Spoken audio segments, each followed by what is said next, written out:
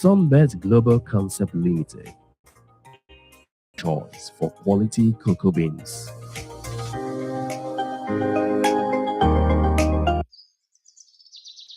Every cocoa bean is a hidden story of families, sacrifice, and too often of children denied their right to childhood.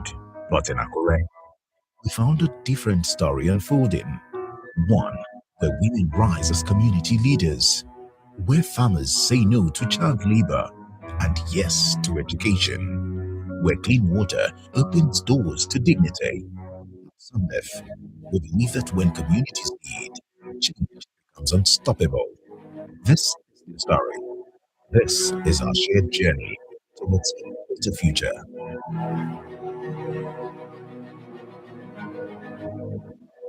As I take no some bet na through my husband because say they want make dem wan see woman help woman. Time I go earlier feed dem train us for meat fish roll, donut, chim chim, dem teach us all dey sef dey bet try all the food dey chop for there na some bet na im give us. All the money transport going and come back na some bet na im give us. Adébọ̀jọ́ tó kọ́ wọn, Adébọ̀jọ́ àwọn náà ló produce àwọn náà kò fún wọn, kò sí èyí tá fowó rà ńbẹ̀.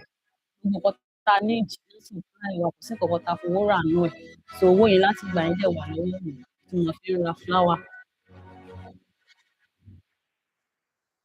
Ìgbà tá tí ìlú mi táǹkì wa yìí tẹ́ àwọn bẹ́ẹ̀dì sanbẹ́ẹ̀tì tí fún wa lómi a sọ́fà omi níbí o ọ̀nà omi wa dẹ̀ jìnnà láti lọ pọnmi dẹ̀ dúpẹ́ lọ́wọ́ Ọlọ́run pé omi náà ó dùn ó.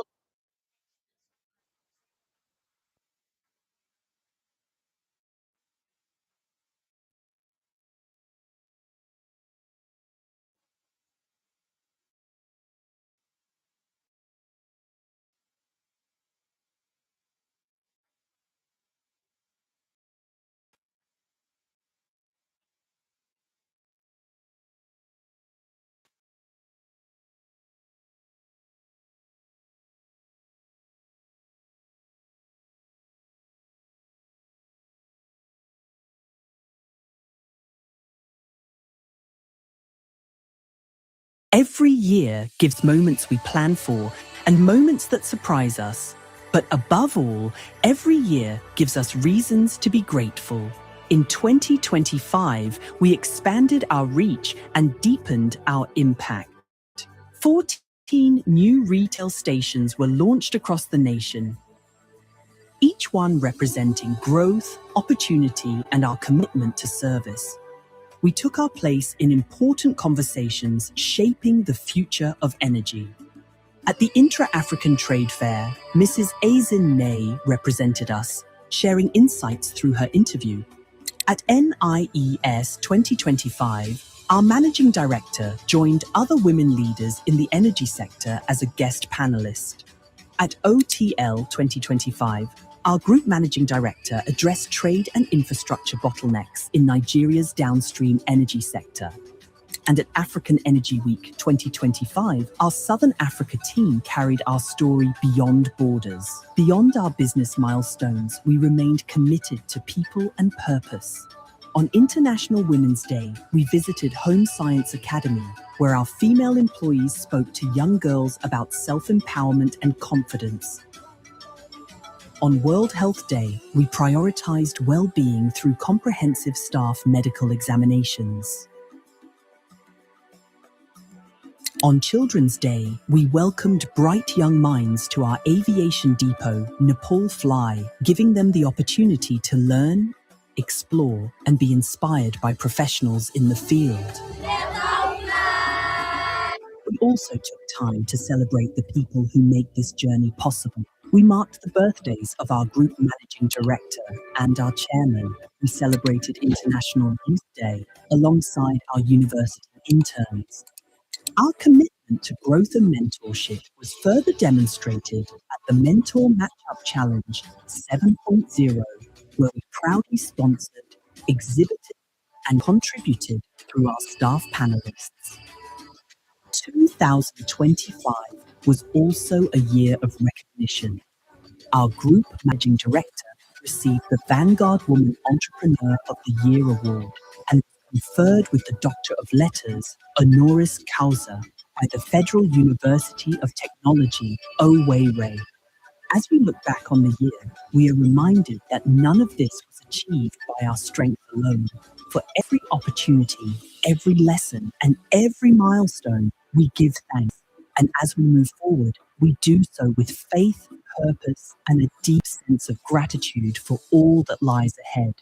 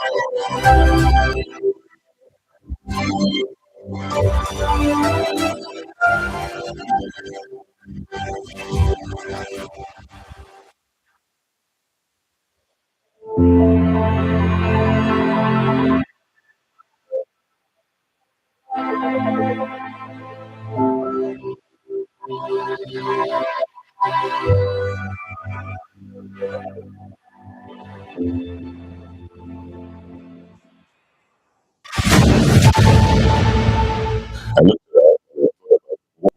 that in Nigeria, what existed, what was it, and decided to We had this client that had a tanker that wanted, so he comes to make an offer, which I accept, he makes an offer, which I accept. That's just how we started. It was quite successful. In the advent of the privatization era, they were thinking then buying was first Unipetrol. For us, it was survival. I told the then CEO that we're interested in buying it. He looked at me and joke. That was the only way to ensure that we could continue our business. When you decide to do something audacious, everybody doubts you. But as soon as you show it can be done, everybody wants to back you. Lekol Nigeria Limited is an exploration and production company where it matters. Founded by Lekon Akinyomi, our assets in the Otakiko field in OML 11, offshore in OPL 325 across the Niger Delta and Dahomey basins, and OPL 276 in Akwa Ibom State. Our midstream arm, Cambridge LNG, delivers LNG production, logistics, and trading solutions designed for a cleaner, more flexible energy future. But energy for us is never just about barrels and balance sheets. In communities like Home to Otakiko, our investments go beyond production. They create jobs, strengthen local economies, expand access to a diversified portfolio aligned with LECOL's mandate, to deliver sustainable value, strengthen critical industries, and support long-term economic growth across key markets, while ensuring that host communities share in the benefits of development.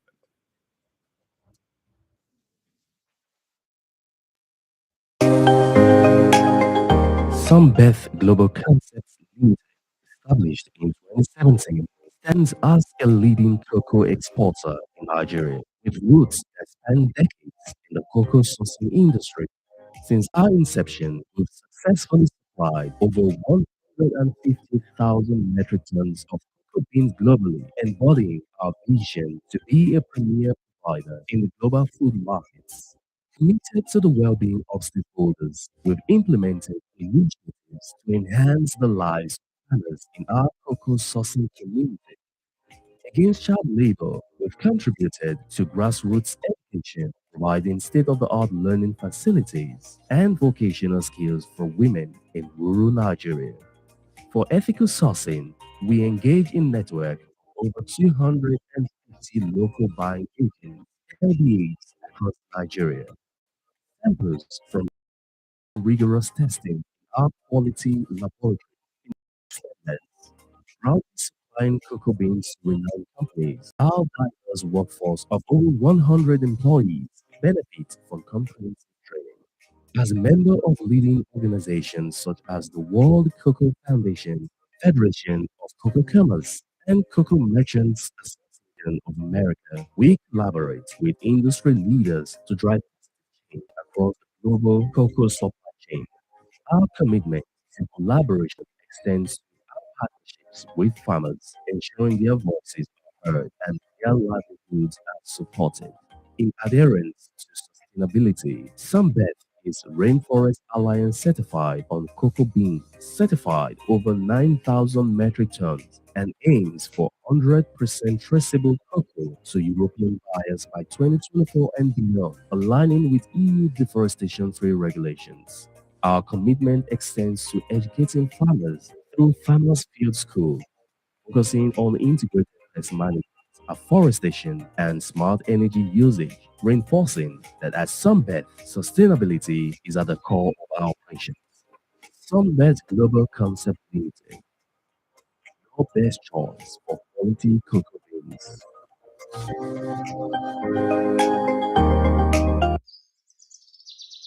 Every cocoa bean carries a hidden story of families, of sacrifice, and too often, children denied their right to childhood. But in Akure, we found a different story unfolding, where women rise as community leaders, where farmers say no to child labor, yes to education, where clean water opens doors to dignity. At Sunbirth, we believe that when communities lead, change becomes unstoppable. This is their story. This is our shared journey towards a better future.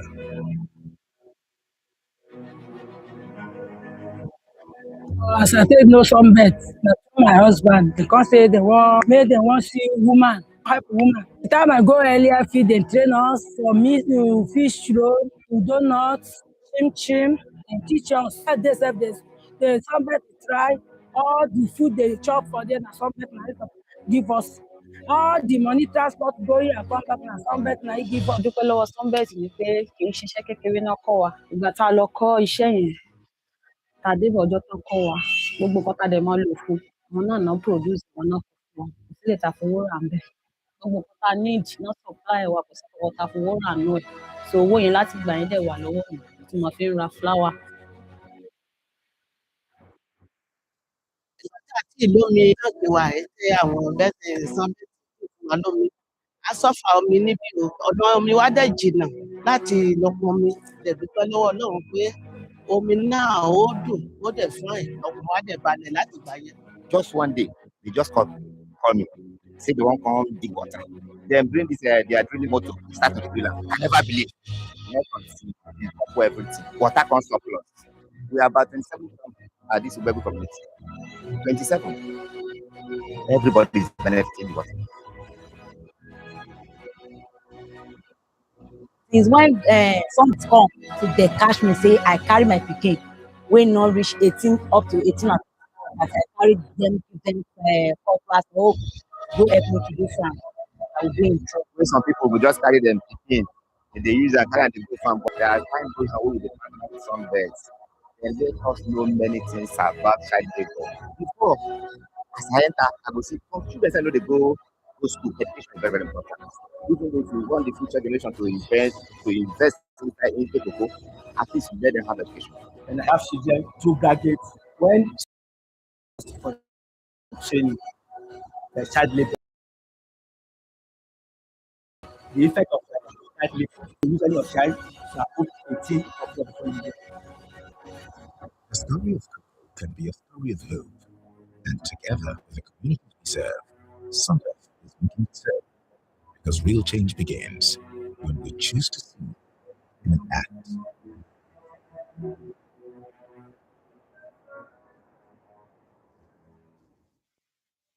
In a world where energy powers progress, one company is at the forefront of shaping Nigeria's energy future.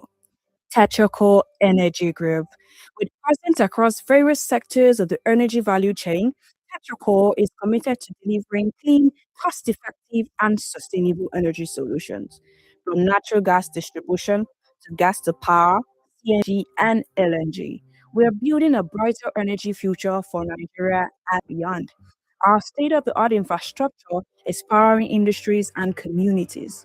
We've developed a 40 million standard cubic feet daily city gate facility in Utesi State and a 6.2 million standard cubic feet daily CNG model station in Atakpo, Ogun State, with an upcoming 10 million standard cubic feet daily LNG facility also in Atakpo, Ogun State. We have successfully deployed a mobile auto gas refueling unit with a capacity of 50,000 standard cubic meter per day, supplying major players like Dangote Cement, Lafarge, Optimal Energy, and many more. Tetraco is committed to delivering end-to-end energy solutions through a growing power portfolio focused on reliable, decentralized, and cleaner power across Nigeria. On-grid and off-grid solutions ranging from gas to power to renewables. Tetraco is strengthening its reach through signed agreements with major discos including Abuja, Kaduna, Eko, Kano, and Ibadan.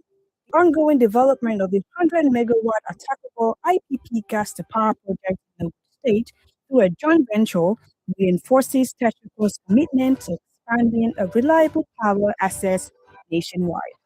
But our vision doesn't stop at Nigeria's borders. We're expanding our footprint into Ghana, Equatorial Guinea, and Zambia, developing CNG model stations and LNG infrastructure to support energy availability across Africa. Tetraco Energy Group, Africa's most preferred energy solutions provider. For decades, our people in the Niger Delta have endured pollution, oil spills, and environmental neglect. But today, a revolution is taking place, led by a company committed to change. Pipeline Infrastructure Nigeria Limited, PINL, is at the heart of this transformation. From protecting pipeline infrastructure, restoring vandalized pipelines, eliminating oil leaks, and the dangerous black soot caused by illegal refineries. PINL is working hard and giving communities in the Niger Delta a new lease of life. With its monitoring and security work on the Trans-Niger pipeline, PINL is ensuring that Nigeria's crude oil production OPEC quota is met, which in turn strengthens the economy, ensuring development across the country. Beyond protecting pipelines and crude oil infrastructure, PINL invests in people, employing and training local youth, empowering communities through corporate social responsibility, and supporting the livelihoods and local businesses that depend on a clean environment. The Niger Delta is rising. PINL is proud to be part of the story, a story of change, renewal, responsibility, and hope. Pipeline Infrastructure Nigeria Limited, protecting the environment, restoring communities, and securing a cleaner future for Nigeria. Every year gives us moments we plan for and moments that surprise us. But above all, every year gives us reasons to be grateful. In 2025, we expanded our reach and deepened our impact. 14 new retail stations were launched across the nation, each one representing growth, opportunity, and our commitment to service. We took our place in important conversations shaping the future of energy. At the Intra-African Trade Fair, Mrs. Azin May represented us, sharing insights through her interview. At NIES 2025, our managing director joined other women leaders in the energy sector as a guest panelist. At OTL 2025, our group managing director addressed trade and infrastructure bottlenecks in Nigeria's downstream energy sector. And at African Energy Week 2025, our Southern Africa team carried our story beyond borders. Beyond our business milestones, we remained committed to people and purpose. On International Women's Day, we visited Home Science Academy, where our female employees spoke to young girls about self-empowerment and confidence. On World Health Day, we prioritized well-being through comprehensive staff medical examinations. On Children's Day, we welcomed bright young minds to our aviation depot, Nepal Fly, giving them the opportunity to learn, explore, and be inspired by professionals in the field. But also took time to celebrate the people who make this journey possible. We marked the birthdays of our group managing director and our chairman. We celebrated International Youth Day alongside our university interns. Our commitment to growth and mentorship was further demonstrated at the Mentor Matchup Challenge 7.0, where we proudly sponsored, exhibited, and contributed through our staff panelists. 2025 was also a year of recognition. Our group managing director received the Vanguard Woman Entrepreneur of the Year Award and was conferred with the Doctor of Letters, honoris causa, by the Federal University of Technology, Owerri. As we look back on the year, we are reminded that none of this was achieved by our strength alone. For every opportunity, every lesson, and every milestone, we give thanks. And as we move forward, we do so with faith, purpose, and a deep sense of gratitude for all that lies ahead.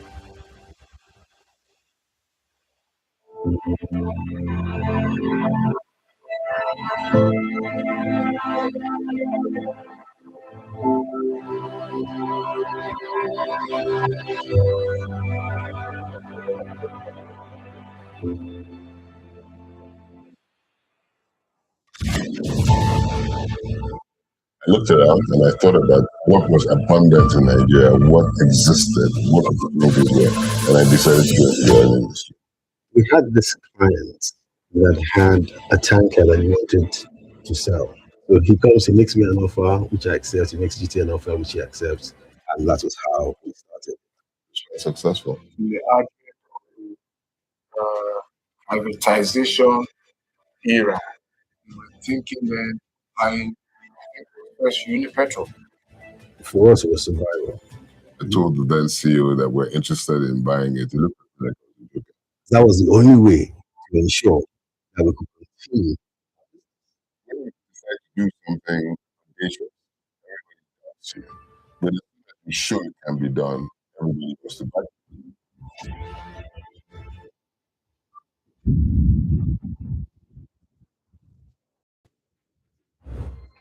Coal Nigeria Limited is an exploration and production company built to operate in matters.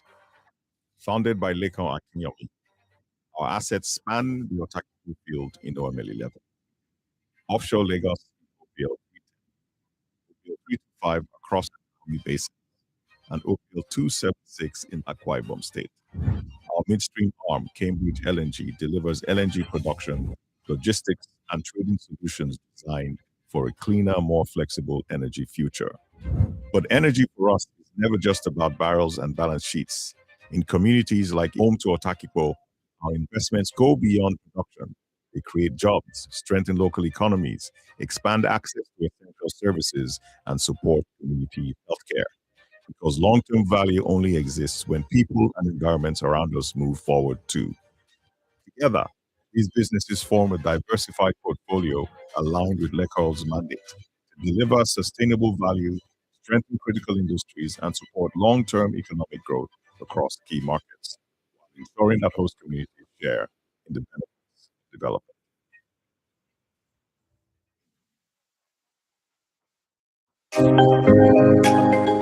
Sunbeth Global Concepts Limited, established in 2017, stands as a leading cocoa exporter in Nigeria, with roots that span decades in the cocoa sourcing industry. Since our inception, we've successfully supplied over 150,000 metric tons of cocoa beans globally, embodying our vision to be a premier provider in the global food markets. Committed to the well-being of stakeholders, we've implemented initiatives to enhance the lives of farmers in our cocoa sourcing communities. Against child labor, we've contributed to grassroots education, providing state-of-the-art learning facilities and vocational skills to women in rural Nigeria. For ethical sourcing, we engage in a network of over 250 local buying agents, LBAs, across Nigeria. Samples from LBAs undergo rigorous testing in our quality laboratory, ensuring the highest standards. Proudly supplying cocoa beans to renowned companies, our diverse workforce of over 100 employees benefits from comprehensive training. As a member of leading organizations such as the World Cocoa Foundation, Federation of Cocoa Commerce, and Cocoa Merchants Association of America, we collaborate with industry leaders to drive positive change across the global cocoa supply chain. Our commitment to collaboration extends to our partnerships with farmers, ensuring their voices are heard and their livelihoods are supported. In adherence to sustainability, Sunpeth is Rainforest Alliance certified on cocoa beans, certified over 9,000 metric tons, and aims for 100% traceable cocoa to European buyers by 2024 and beyond, aligning with EU deforestation-free regulations. Our commitment extends to educating farmers through Farmers Field School, focusing on integrated pest management, afforestation, and smart energy usage, reinforcing that at Sunbet, sustainability is at the core of our operations. Sunbet Global Concept Limited, your best choice for quality cocoa beans.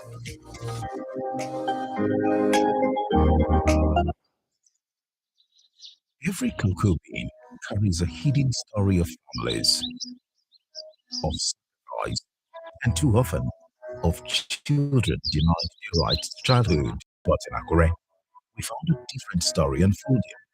One where women rise as community leaders, where farmers say no to child labor and yes to education, where clean water restores to dignity. At Sambef, we believe that when communities lead, change becomes unstoppable. This is their story. This is our journey towards a better future.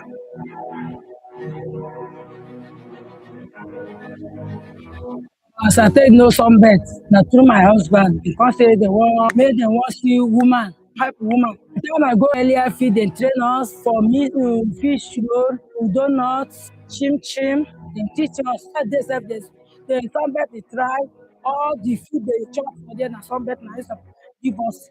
All the money transport going and come back na sunbet na im give us. Dúpẹ́ lọ́wọ́ Sunbet ni pé kì í ṣiṣẹ́ kékeré náà kọ́ wa. Ìgbà tá a lọ kọ́ iṣẹ́ yẹn, àdúrà ọjọ́ tán kọ́ wa, gbogbo nǹkan tá a dẹ̀ máa lò fún, àwọn náà náà produce, àwọn náà kó fún wa, kò sí eléyìí tá a fowó rà ńbẹ̀.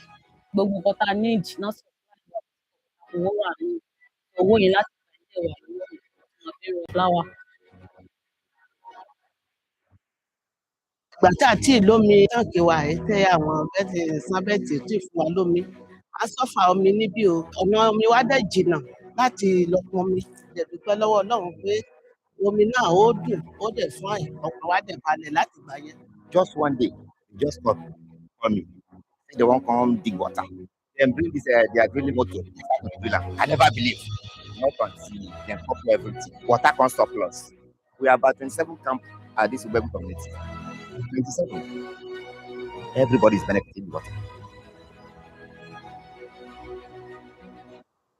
When Sunbet come, dey catch me say I carry my pikin wey no reach 18 up to 18 or 20 years that I carry dem give dem cutlass or hoe to go help me to do farm, I will be in trouble. When some people go just carry them pikin, they use am carry am dey go farm, but as time goes on, we will be partner with Sunbet. Dem let us know many things about child labour. Before, as I enter, I go see some students I know dey go school. Education is very, very important. Even though you want the future generation to invest inside into cocoa, at least you let them have education. And I have children, 2 graduates. When somebody invited us for training at a child labour, I came here to educate them the effect of child labour. So that if you want to use any of child, you are both 18 or The story of cocoa can be a story of hope. And together with the communities we serve, Sunbet is making it so. Because real change begins when we choose to see and act.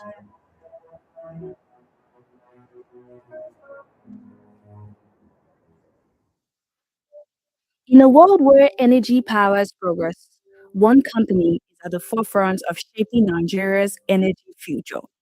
Tetraco Energy Group.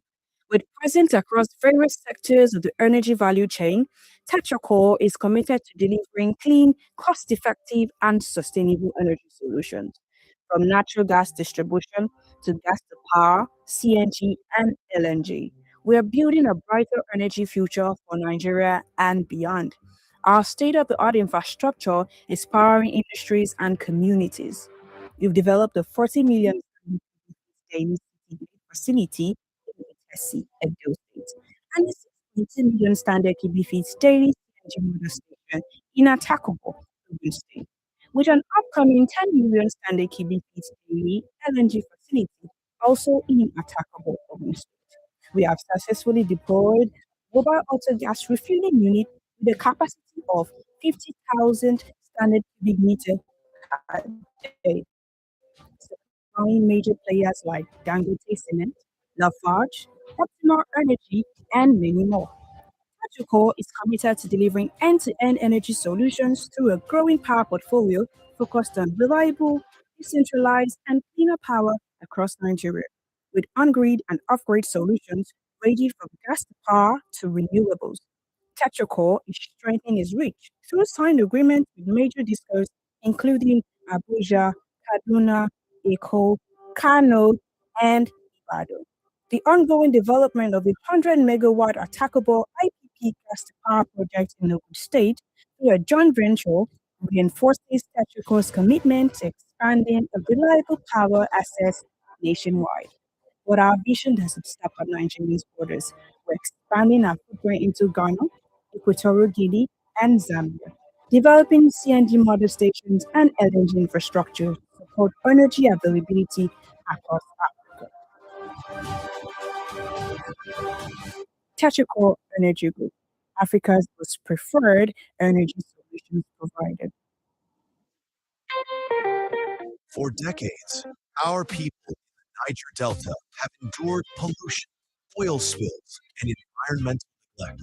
But today, a revolution is taking taking place, led by a company committed to change. Pipeline Infrastructure Nigeria Limited, PINL, is at the heart of this transformation. From protecting pipeline in refineries is working hard and giving communities in the Niger Delta a new lease of life. Its monitoring and security work on the Trans-Niger pipeline, the quota is met, which across the country. Beyond protecting pipelines and crude oil infrastructure, PINL invests in people, employing and training local youth, empowering communities through corporate social and supporting the life. The Niger Delta is rising again.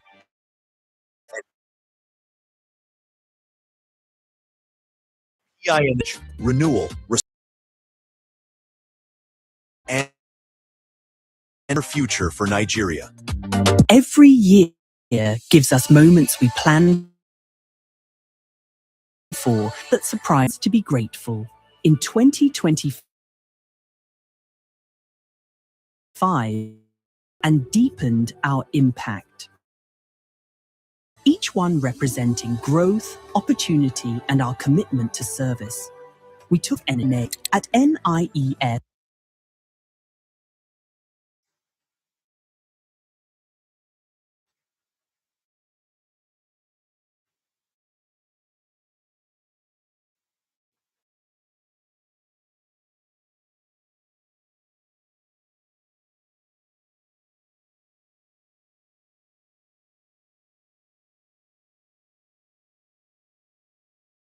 Above all, every year gives us reasons to be grateful. In 2025, we expanded our reach and deepened our impact. 4 teams shaping the future of energy. At the Intra-African Trade Fair, Miss Interview.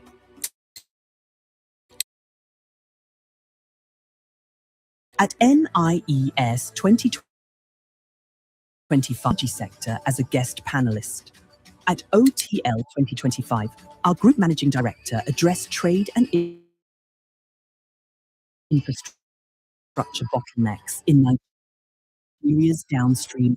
Our Southern Africa team carried our story beyond borders, beyond our business milestones. We remained committed to people and purpose. On International Women's prioritized well-being through comprehensive staff medical examinations. On Children's Day, we welcomed bright young minds to our aviation depot floor and be inspired by professionals in the field. We also took time to celebrate the people who make this journey possible. We marked the birthdays of our group managing director alongside our university interns. Our commitment to growth and mentorship was further demonstrated at the Mentor Matchup Challenge 7.0, where we proudly exhibited and contributed through our staff panelists. So a year of recognition. Our group managing director received the Vanguard Woman Entrepreneur of the Year award and was conferred with the Doctor of Letters, Owere. As we look back on the year, we are reminded that none of this was achieved by our strength alone. For every opportunity, every lesson, and every milestone, all that lies ahead.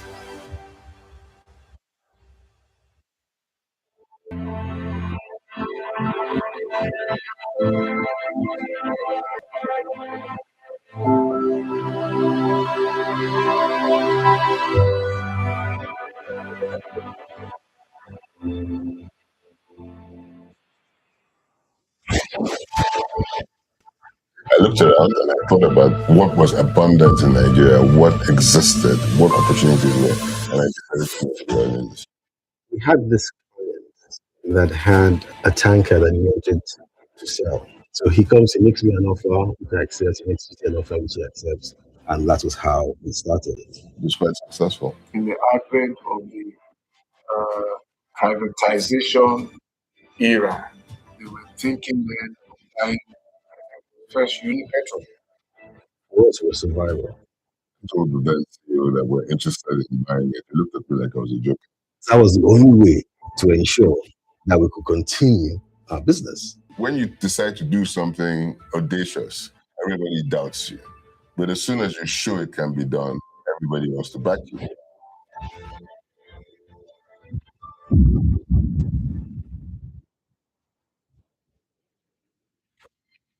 Coal Nigeria Limited is an exploration and production company built to operate where it matters.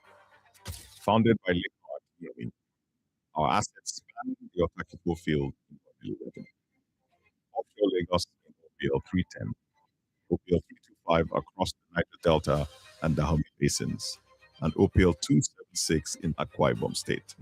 Our midstream arm, which LNG, delivers energy production, logistics, and trading solutions designed for a cleaner, more flexible energy future.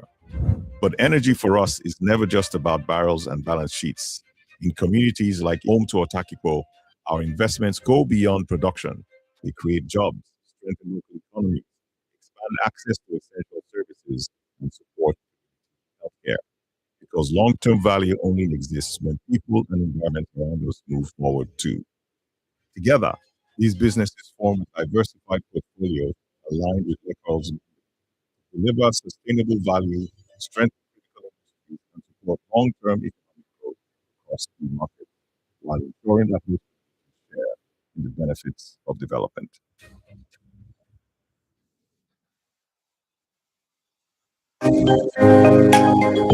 Sunbeth Global Concepts Limited, established in 2017, stands as a leading cocoa exporter in Nigeria, with roots that span decades in the cocoa sourcing industry.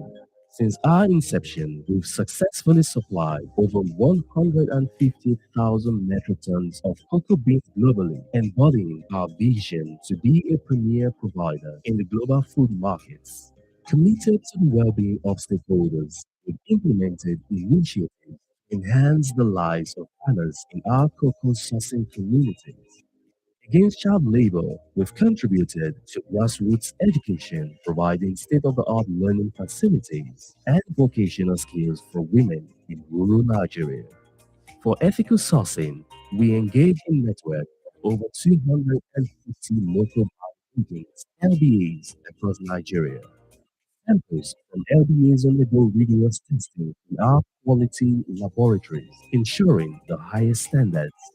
Proudly supplying cocoa beans to renowned companies, our diverse workforce of over 100 employees As a member of leading organizations such as the World Cocoa Foundation, Federation of Cocoa and Cocoa Merchants Association of America, we collaborate with industry leaders to drive positive change across the global cocoa supply chain. Our commitment to collaboration extends to our partnerships with farmers, ensuring their voices are heard and their livelihoods are supported. In adherence to sustainability, Sunbet is Rainforest Alliance certified on cocoa beans, over 9,000 metric tons, aims for 100% traceable cocoa to European buyers by 2024 and beyond, aligning with EU deforestation-free regulations. Our commitment extends to educating farmers through Farmers Field School, focusing on integrated pest management, afforestation, and smart energy usage, reinforcing that at Sunbet, sustainability is at the core of our operations. Sunbet Global Concept Limited, your best choice for quality cocoa beans.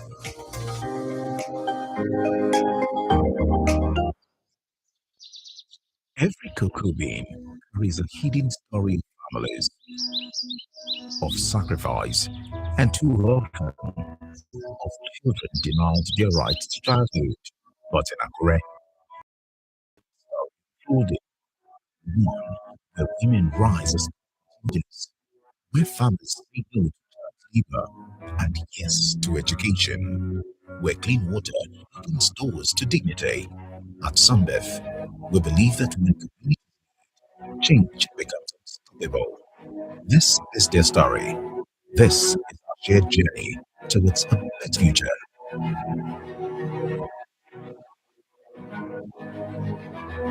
As I take know some birth na through my husband because say dem wan see woman help woman. Time I go earlier field dem train us for meat to fish roll to donuts, chim chim. Dem teach us dey try all the food dem dey chop for there na Sunbet na give us. All the money transport going and come back na Sunbet na im give us. dúpẹ́ lọ́wọ́ Sunbet ni pé kì í ṣiṣẹ́ kékeré náà kọ́ wa. Ìgbà tá a lọ kọ́ iṣẹ́ yẹn, tá a débẹ̀ ọjọ́ tán kọ́ wa, gbogbo nǹkan tá a dẹ̀ máa lò fún, àwọn náà ná produce, àwọn náà kó fún wa. Kò sí èyí tá a fowó rà ńbẹ̀. Gbogbo nǹkan tá a need ná supply wa, kò sí nǹkan tá a fowó rà nínú ẹ̀. So owó yẹn láti ìgbà yẹn dẹ̀ wà lọ́wọ́ tí wọ́n fi ń ra flour.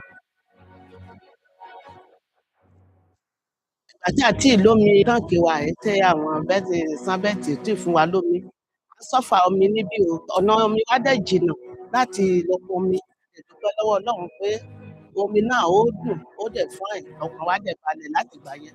Just one day, just call me, say they wan come dig water.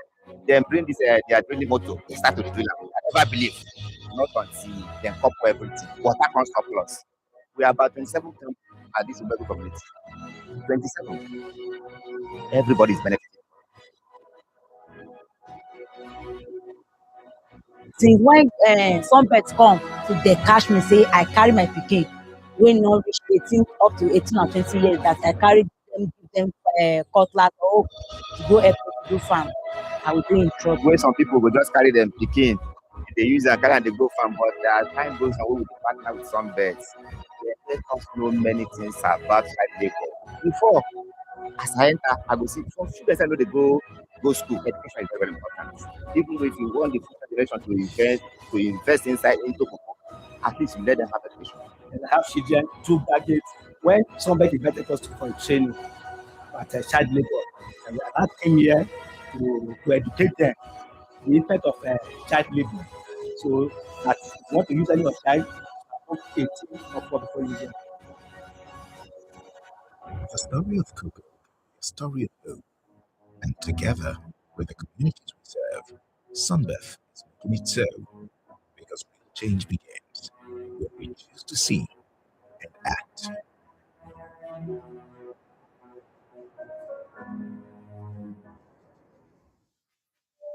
In a world where energy powers progress, one company is at the forefront of shaping Nigeria's energy future. Petrochor Energy Group. With presence across various sectors of the energy value chain, Petrochor is committed to delivering clean, cost-effective, and sustainable energy solutions. From natural gas distribution to gas to power, CNG, and LNG. We are building a brighter energy future for Nigeria and beyond. Our state-of-the-art infrastructure is powering industries and communities. We've developed a 40 million standard cubic feet daily city gate facility in Utesi, Edo State, and the 6.2 million standard cubic feet daily CNG model station in Atakubo, Ogun State, with an upcoming 10 million standard cubic feet daily LNG facility also in. We have successfully deployed a mobile auto gas refueling unit with a capacity of 50,000 standard cubic meter per day, supplying major players like Dangote Cement, Lafarge, Optimal Energy, and many more.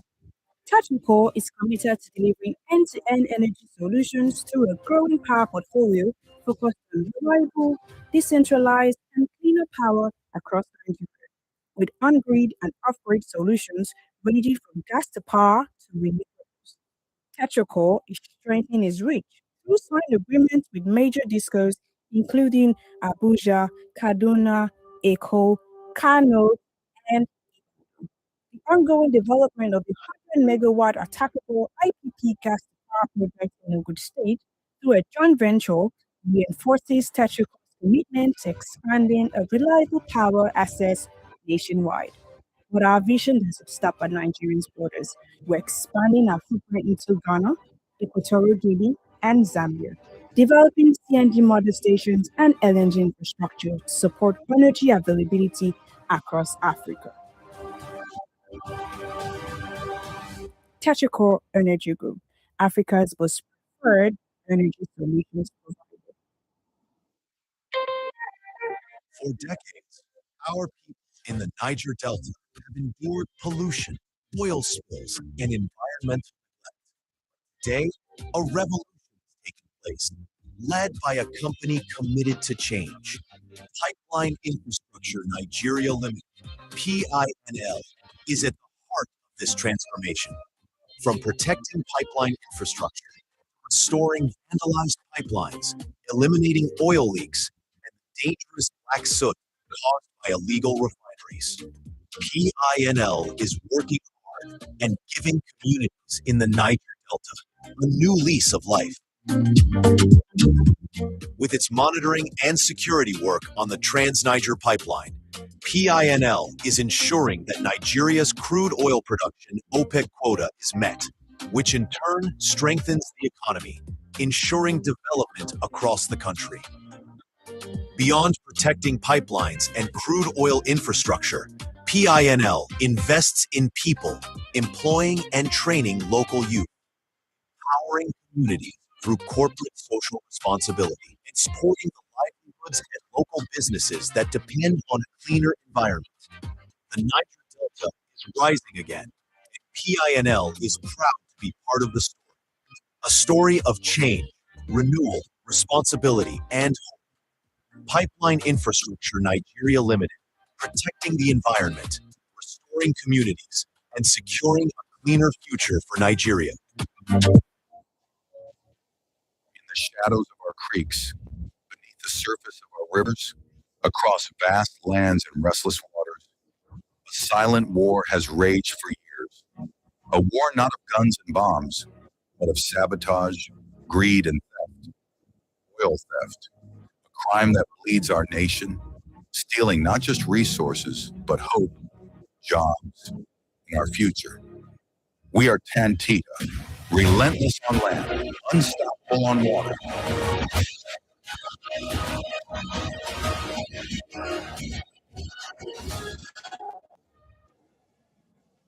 Every year gives us moments we plan for and moments that surprise us. But above all, every year gives us reasons to be grateful. In 2025, we expanded our reach and deepened our impact.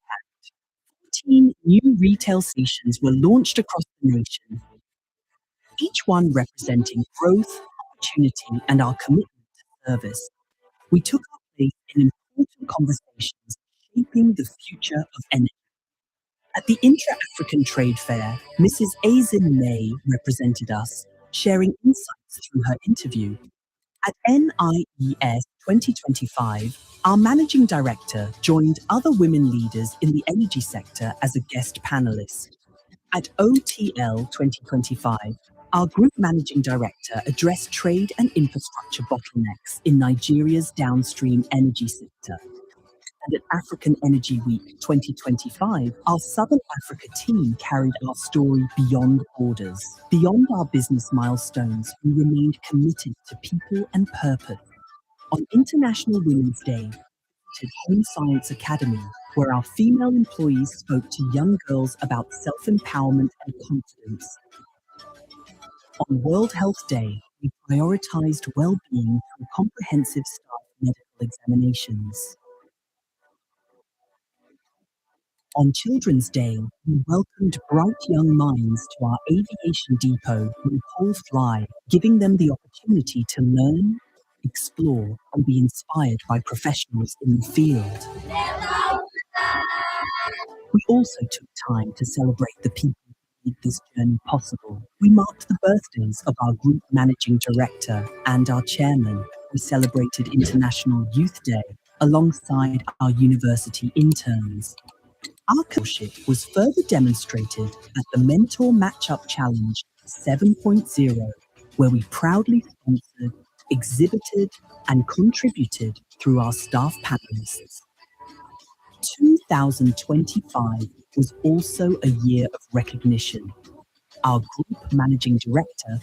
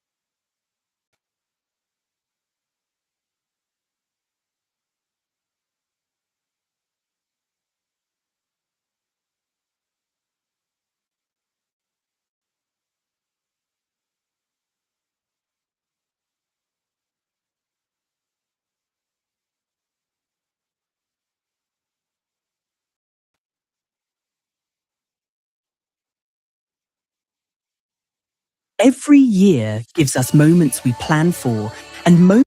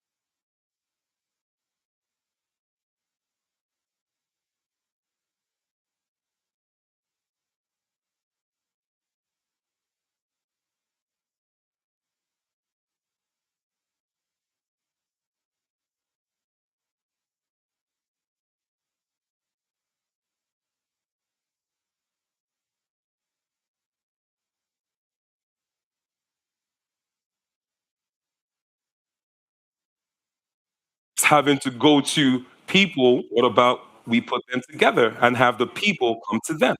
And it revolutionized that industry, that little activity. If you ever lived in Lagos and there was a wedding and you went, you passed by some certain streets in Lekki, there was almost no space to pass. And then it was like from 6 a.m., women are there tying gele and doing makeup. So it's instrumental what she has done in that sector, and we're going to have her on stage today, and she's going to really just let us know a little bit more about the challenges she faced in getting there, how she was able to succumb it, and what she sees is the future, from her own eye view, and how we can emulate the things that she's done, and she can spread that information to other people in other sectors on how we can grow and scale our businesses in this sector to be huge additions to the employers of labor at scale. Moderating this fireside chat for us today is the non. She's been here a number of times on stage. We actually had her here earlier on this morning as well. I'm just waiting for her to fully get mic'd, and I believe she's about to be ready. I will now invite on stage Miss Stephanie Sari. Please join us and put our hands together as she comes to the stage. She will moderate this session. She will be letting you know a little bit more than I have done about our panelists today. And thank you.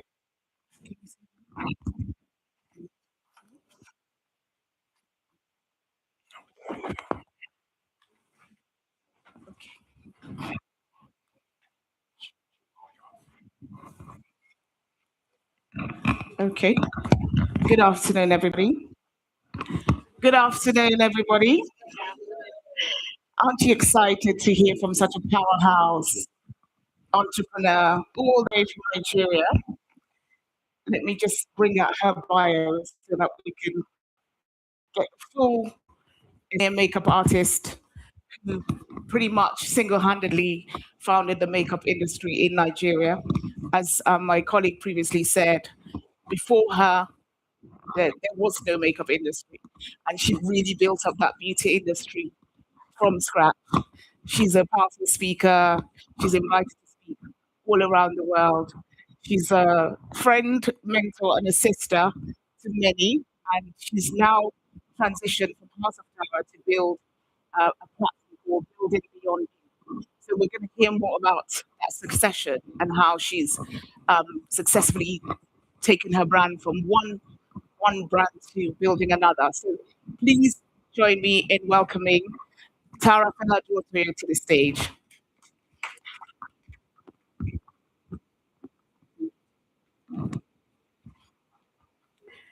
Okay, so let's get into it. How are you doing? Excellent. Your first Davos. Yes. And how has it been? I love it. The Nigeria house has made me incredibly proud. I got quite a few feedback from foreigners. I met a man who was from Togo on the train, and he was like, "You should be so proud of the Nigeria house and how we've showed up." So kudos to the team at the Nigeria house, Davos, for such an excellent presentation of Nigeria. I didn't hear that clap well. Yeah, well done. Well done. Yes, amazing. I mean, this is one of the most popular joints in town. And where else did you get jollof rice? In Davos? The type of Yes. So Tara, why was it important for you to come to Davos? First of all, let's start off with that. First of all, I think it was an important conversation when we think about creating the economy as an employer at scale. I've been very passionate about the creative industry for a very long time. Obviously, in my area of experience in beauty, makeup, and education, but I know the entire creative industry particularly needs this kind of conversation. We need to see, I thought the topic was very important because we need to see more of these businesses grow at scale so that we're mentioning the names of brands that have transitioned from talent-led hustle to systems-led organizations. You immediately begin to think of multiple brands, not few. So there are very few Taras, for example, who started as a makeup artist and then built to become an institution. And now I've transitioned to my day-to-day role as a CEO, CEO. MD, and I sit on the board now. But we now have a professional managing director from the organization, and that's because it's not founder dependent. It's a business that's not dependent on my personal relationships. It's a business that's not dependent on who I know. It's a business that's dependent on policies, structure, systems that have been designed to keep it growing so that you can employ more people. The reason why the continent has unemployment issues is because we don't have enough businesses at scale that can employ, but also enough businesses that have founders in such a way that this generation who's working today, in 10 years' time, in 20 years' time, in 100 years' time, continue to employ, be an employer. That needs to change. Yeah, absolutely.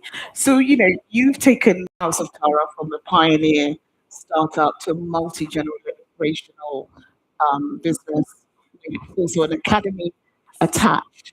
What do you think is the single most important institutional hurdle that Nigeria creative entrepreneurs must clear to stop being one-man shows and start becoming large-scale employers? I think, first of all, it's understanding the importance of building capability, but also attracting competence. Building capability means that you are talented, you are the talent, you are the musician, you are the fashion designer, you are the makeup artist. That talent is fantastic. It is great for the startup. For the moment where you create confidence and trust in the consumer, you get to a point where you're generating income consistently, you're profitable. But for that to be sustained, it needs to move from you, who's the talent, to designing an institution that delivers consistently, not just on you, but on the system of that organization. I think, first of all, it's for creatives to understand the importance of developing that capability. We heard Tiwa Savage talk earlier about how she went to school to study the business, the business of music. I love that, and I wish I would find more creatives who would take time to go to business school. I went to Harvard, I went to Yale, I did the Stanford Seed program for over a period of 6 months. I went to the CB program at Lagos Business School. I was on the OMP program at Lagos Business School. This is consistently ensuring that my capability was being developed. But it's not enough to develop yourself. It's also important to attract the competencies that are required, the talent that will support your gifting. So you're a talent, but you then need to recruit people who will support your gifting, whether it's in operations, it's in finance, in the areas where you're weak, so that a business is built around your gifting. And that business mustn't be dependent on you. And I think that is one major hurdle that we need to think about and away from this one-man show. Yeah. And so with your new venture, you're really trying to address that, with a new platform called SEEP. Yes, and the Building Beyond. And Building Beyond. So let's talk about SEEP Africa. Is that an acronym for something? Yes. So it's sales enterprise. The idea behind the sales enterprise is really about how first of all think about placement. So first of all, it's about developing people. Recently, the Chloe Rice CEO put out a post, and there in God knows a few minutes were so many people, thousands of people who were already interested in the role that he was publicizing. And we get that all the time, but at the end of the day, the organization can only be a few people. Oftentimes, it's not because we don't have people, it's because we don't have the talent, we don't have the skill set, we don't have sufficient training for that skill set. So my thought is we have a retail industry that's growing consistently, but we have the right staffing and are the founders being forced to become the teachers. But if we can create an organization that brought that because of my experience in retail and in just not just retail in one location, multiple locations, and not just in one city across the entire country. Nigeria is a huge country. The minute you've learned how to retail, you can take that information and create a curriculum and train people. And I think when people are better trained, then it's easier for those who have visions to open a retail chain. They have more confidence in that. Building Beyond You Institute is really about how do we help founders to begin to see themselves as custodians of the future and who want to build businesses that last and want to outlive them. In 1964, the Time magazine did a feature about Nigerian millionaires. And in that feature, there were 12 Nigerian millionaires who were featured. featured in the article. And when I look at the names of those millionaires, entrepreneurs, founders, they were in rubber plantation, they were in insurance, many of those businesses no longer exist. And that provokes me to say, how can we begin to have, when CNN does 100th century celebrating 100 years of any business, how many Nigerian or African businesses can we say are up to that level? So my desire is to see that, and how do we create an organizational platform that supports founders. We recently had our very first annual gathering in Lagos. We had 1,300 founders in the hall, and that event was planned over 7 weeks. And the reason why is because there's interest. Founders are desperate. They want to be intentional to say, this is what I've built, but I want it to outgrow. Believe me. And how can I do it? What can we do to keep it growing? Yeah. So, I mean, to your point about CNN 100 Century, I think when we were doing that program, there was a Union Bank in Nigeria at the time. So, it's interesting to see how those businesses will scale and grow. But you attracted a lot of interest and surprise because founders are usually quite, you've spent decades, building a business and it's your baby, right? And sometimes you don't want to let it go. But you did something that a lot of people consider surprising. You stepped away from your baby, House of Tara. What was the process of doing that? Was it a long-term process, or did you come to realization that okay, it's time to walk away from this and bring someone else to carry on my vision? Thank you so much for that. One of the reasons why entrepreneurs do step away is what is next. In some cases, their business is so tight that they don't see themselves outside of that business. I was very, very privileged. Tara has a very strong governance framework. Our chairman is an entrepreneur who founded that business at a young age like me. So in terms of similarities, she was able to tell me there will be a season you'll get to where you become exhausted and tired. And we don't want you to get there. We want you to prepare it for that. So there were two things that we did. Number one was to encourage me to have my personal board of directors. So for friends who I was accountable to, we structured my thinking around what does Tara need that only I can do now. How can I do that to prepare the business? Number two, what is it like business in such a way that if I'm not there, business will continue. So there were two things. And conversations with my personal board was centered around those two things. Right. So Tara, you said you need to do A before you step away. Because if you don't do it, there will be a problem. You said the business needs B. First of all, articulating that to you. I think one of the other things was I also had built a personal brand outside of House of Tara. Right. Even though for many years, every time I went out, people would say, "Oh, I recognized you. Are you House of Tara?" And that's how I became a speaker, for example, and I started to speak on organization. And I no longer box myself in the industry. I was intentional about changing my title from being creative director to being current CEO. And so when I went out to speak, I would insist that when I'm being introduced, they would say current CEO of House of Tara. People say, why do you say current CEO? Because I'm not going to be CEO forever. Psychologically, I was preparing myself for that. Thank you. And I think I also was conscious about building financial independence outside of business. Obviously, corporate governance, I had a salary, but what that meant was there were many things that were attached, perks that were attached to my role as CEO that was going to transfer to a new person. So I would no longer have some of those perks. Of course, there are other perks I would now have because I have now left. I'm the founder and what have you, profit sharing, whatever. But I knew that I would no longer have to depend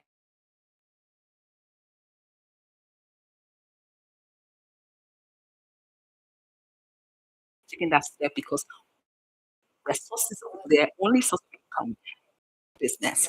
And so I created digital assets. I became conscious about developing incomes, investing in mutual funds and things that were actually I had a drive, I had all these things. What is the cost in naira and in dollars. And if I left, my lifestyle changed. I was invited to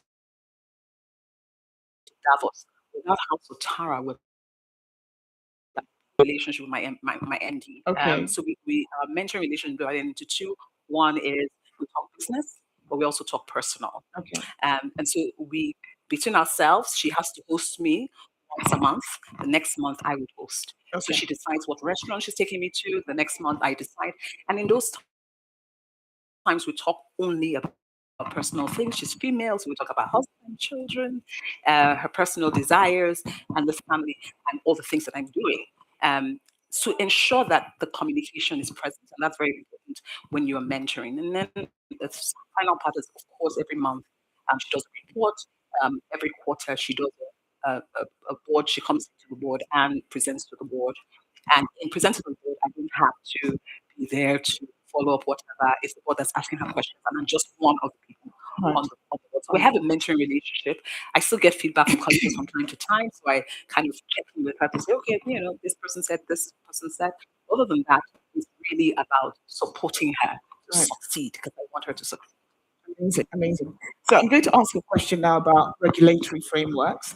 And there's someone in the audience from the Ministry of Creative Economy who is uh, kind of, in charge of job creation. She's going to take the mic and just join us with questions. Can we give her a mic? And she can introduce herself after this question. So when you were building this national retail chain, what were the physical or regulatory infrastructure gaps that almost stopped you? And this is where I think I want to bring in a government voice where they can feed in to whatever the response is. And how do you see the government's current Destination 2030 agenda addressing these bottlenecks for the next generation? I'm very happy to see that there's a lot of concentration in the creative industry. Yeah. I'm very happy to see that there's a lot of conversations on that. In my time, I was building retail. We didn't have retail infrastructure.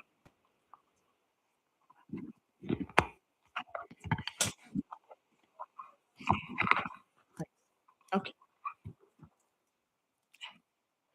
From a retail.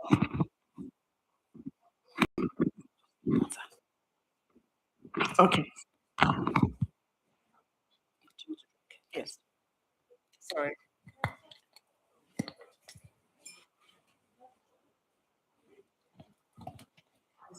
Okay. So first of all, it was a desire to build a retail infrastructure. It didn't exist. And still it's a problem right now. If you wanted to open a chain of stores, first of all, it's conversations around policies around rental income and rental fees. When for you to be able to see this sort of growth, it's difficult because many brands have to pay 2 years, in some cases 3 years in rent. You can't really, we need patient capital, right? But every time you have to put that lump sum into just the retail space itself, it becomes difficult for you to actually invest money in the things that you're actually going to trade in. And so I believe that if I had support, one as a pioneer business, or the kind of loan that is long term, that is 27, 25%, because there's limited, like, there's so much less that you can simply because of that. I feel that limits you. When you want to scale employment, you have to have multiple locations. You have to have platforms that makes it possible for you to need more people. Because we have people, our problem isn't talent. Our problem is that we don't have enough businesses that are built at scale so that we can employ as many people. Still, the government is still the highest employer of labor today. Okay, thank you so much. So I'd like to invite you to join us. No, she's just going to join us here. Thank you. Just introduce yourself. And Hello, my name is Gemma Macri Broad, and I am head of job creation at the Federal Ministry of Arts, Culture, Tourism, and the Creative Economy. As you know, we discussed on previous panels, it's the first ministry of its kind in Nigeria. And our mandate is very much focused on empowering the entire ecosystem. Okay. So in terms of regulatory frameworks, that and some of the things that she discussed, how does your ministry support startup and first-time entrepreneurs and things like that? So there's a very, as I mentioned, this is the first ministry of its kind. And so one of the things that we've been doing is contributing and collaborating alongside other ministries. We've worked very closely with the Ministry of Trade and Investment on the IP policy, which is connected to fashion, but also extremely connected to beauty as well. Exactly. We've also been working with the IDICE program as the collaborator. And one of the things that we're focusing on is the Startup Act as well, which will also focus on, the entire ecosystem, also focus on ways to create means to finance the sector, more diverse financing mechanisms, also create bank guarantees, which are really the first and most important factor in ensuring that we can actually get access to the patient and reasonable capital that you were talking about. So I'd like to contribute a little bit. So we had a difficulty about 10 years ago where the Tara products were counterfeited from out of China. And I recall that one of the governments of a Western country sent someone to have a conversation with me. And when they asked her to come, she came from the State Department office. And the question she was asking, I was curious. What I found, the reason why she wanted to have that conversation with me was that government wanted to know what I did when I had that difficulty because their brands, international brands, were coming to Nigeria. What I saw was a government who was standing for their local brands by almost predicting that the same thing that happened to a local brand is likely to happen to our brands when they arrive in that country. It's not a brand that's owned by the government. It's a brand that is that's privately owned. I didn't see that support from the federal government when I had that crisis, and I'm hoping that in the future, and as more people are building their personal makeup cosmetic brands, that the government will begin to create the regulatory frameworks that support and protect our IPs. That's local. And I just wanted to share that with you so you could have that conversation as well in the future. No, it's extremely important. And just to add to what you said, I think this is why the IP policy, which was recently finalized and will ultimately be enacted into law, is a really important step towards this. There were conversations earlier about the music industry, about royalties, etc. Another thing that our ministry has been doing on the music side, but it connects back, is working very closely with the CMOs. As you mentioned, there are a lot of mechanisms that are used to protect IP and actually be able to support industries. In South Africa, for example, you see a CMO structure that is slightly more developed than ours. And so in addition to us working on the IP policies, translating that into much more up-to-date laws, it's also about, like you said, building the right institutions, structures, etc., to actually be able to advocate on behalf of our creators. And as mentioned, protect our IP. The final thing I'll say is also it's really important to protect our heritage as well. So we're looking increasingly at things like geographical indicators. For example, has been able to, it can say if it's made outside of Ghana, we're also integrating all of these things into our IP policies and ultimately into law. And then after that, like in a lot of other countries, you form corporations and you form guilds that are supported by government, but mainly spearheaded by the private sector. And these are the things that actually help creatives to be able to keep their creative IP in country, which has a huge impact on job creation because you can only call it that if it's made in country. Fantastic. That's fantastic. Thank you so much for your contribution to the panel. We really appreciate you coming to share those thoughts. No. Okay, so we're out of time. Do we have time for one or two questions? Yes. Okay. At this time, we'd like to open the floor. Yes. We can take one question and it goes. If you guys please just ask one question per person, no combined questions, and then we see how many we can take. So, in no particular order, anybody like to ask a question? Yeah. Okay. So, as a new business owner, I'm kind of old school when it comes to Hi, my name is Hello. Simba. How are you? So I'm a new business owner, and I'm kind of old school when it comes to business development. But coming here and seeing AI on every single billboard and pamphlet, I wanted to know, how do you plan on using AI to develop what you've already created? Thank you very much.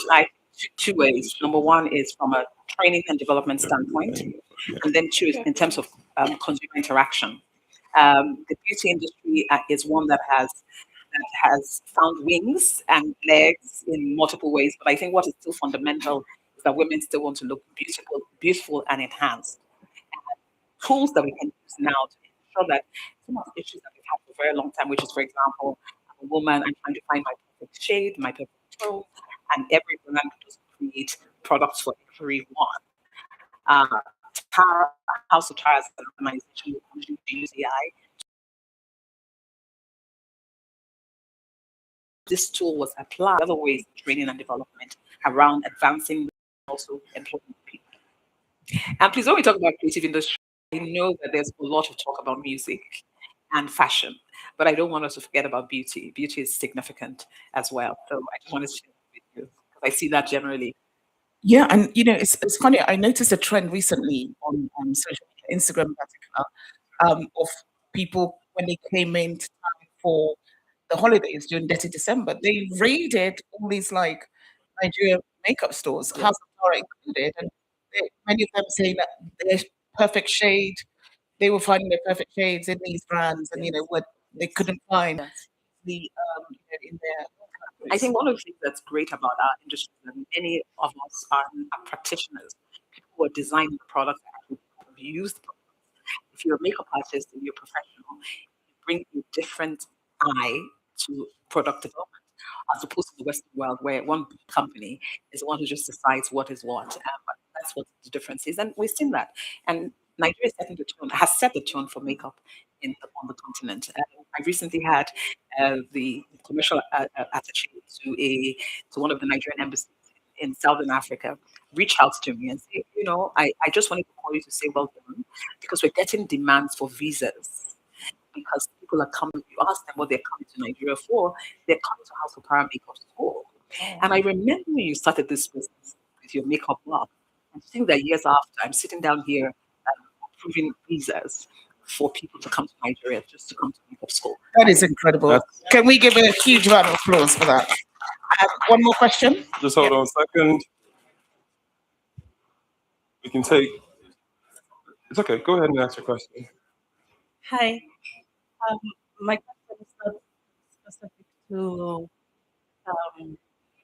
the creative of makeup, or it's around food and our cultural exports and how that becomes counterfeit. We do not have the regulations that protect us when we export food, for example.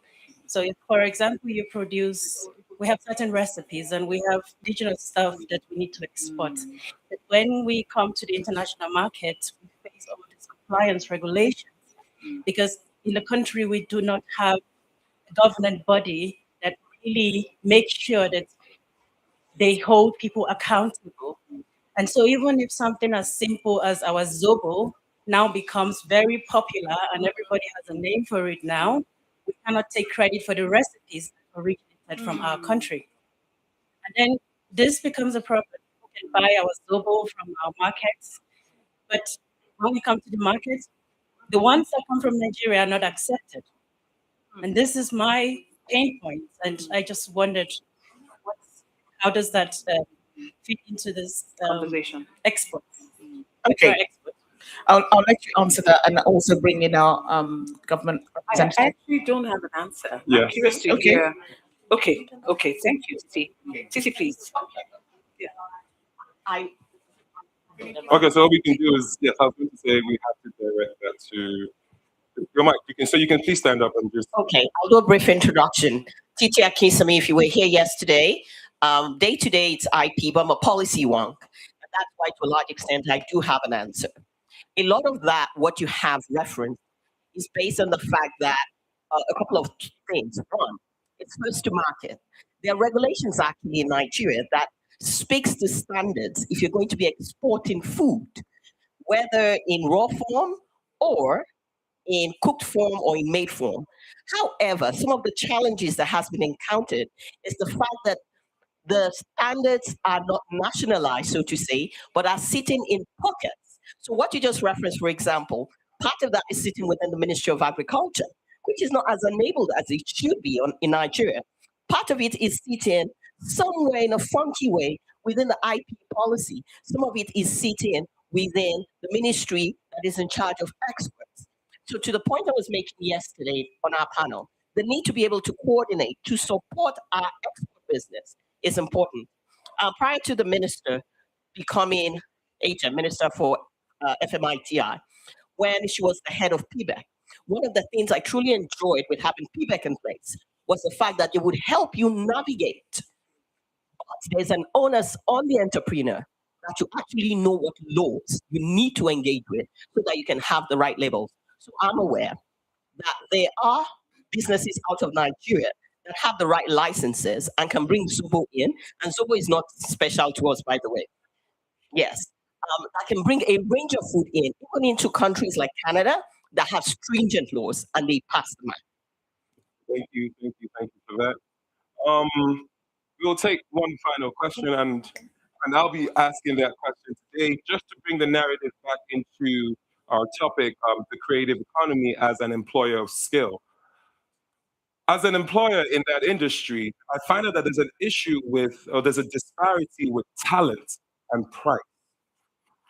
In today's market, a lot of people that are employed in the creative industry, because this is an industry of personal talent that has to be groomed, but people do not understand the level of grooming that is necessary. From your experience, how have you had to deal with it when you hire somebody and 1 month, 2 months, 3 months, they believe they have the skills to break off on their own and start their own thing?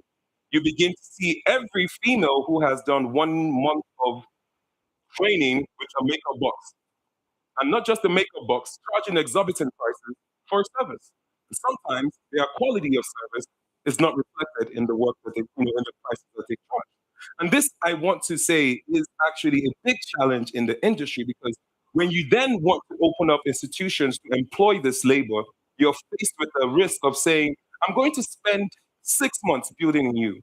I'm going to spend 1 year building you up, only for you to wake up one morning and move. How have you tackled that? How would you advise younger entrepreneurs coming into this industry that are going to face this thing with the quality of labor?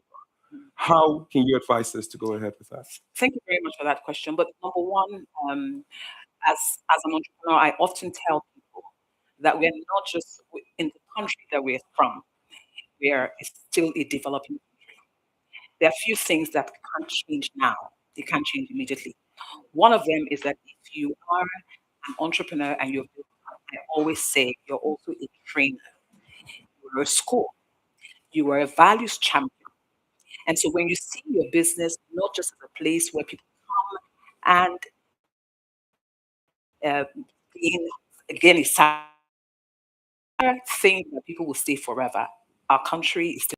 I often tell entrepreneurs that if you choose not to stay, it impacts your business. If you choose not to train them when they leave, our country is better. So train because it's important, because it makes our country better, and in many cases makes your brand also better. And I benefit from that. People will leave, and young people are leaving all the time. But the question for you is, how do you systemize the business so it's not dependent on a person, including that one person? However, in terms of quality of service, I still believe that if we had more institutions, institutions are designed in a way that people are developed when they are in those institutions. If we had 100 house of tyrants, what you find is that there'll be a training model. People will be trained in leadership, they will be trained in the skill, they become refined. But when we don't have businesses that are built scale, we don't have the capacity to actually do it. If my business is still founded there, I'm still trying to use my personality, my presence, my personal relationships to build my business. I don't really have the time to train everyone who's going tomorrow. So we need more businesses that are skilled, And so when they are skilled, they have the capacity to train because institution building is also about developing talent. Thank you so Thank much, you. Tara. Great question. Can I ask from a personal point of view, Yes. as someone who was in corporate in international media for 25 years and has transitioned to entrepreneur? In a great way, I appreciate it. So what advice you have for me, a first time? What mistakes should I avoid in this building phase? So first of all, I want to commend you for what you've done. I think it's very difficult to transition from corporate, especially at the level that you transition from CNN and being this well-known, celebrated CNN journalist. But having the courage to say, you know what, I am more than CNN. And I have much more to give to the world. And now you're telling our stories and celebrating Africa, African women, especially in this part of the world, to the world. Well done. Kudos to you for that. Thank you. I think you started well. If I was going to speak to you again to say, can we start to be consistent screening today, not to be too founder dependent today, so that as the business is being built, it's built in a way that is long-term design of building beyond yourself. If you start, you're lucky because you've been corporate, so you know how corporate works. You can apply. In my case, I have to learn from the field. You already have that advantage. Apply it today. Don't be too founder-led, founder-dependent in such a way that if you decided 2 years' time you wanted a new MD to run the company, it'll be easier for you to do so. Wonderful. I could listen to Tara all day. So much wisdom. Please give her an amazing, rousing round of applause. Thank you. Thank you very much. Thank you very much. All right. Thank you. Before you leave the stage, can I please invite the official photographer?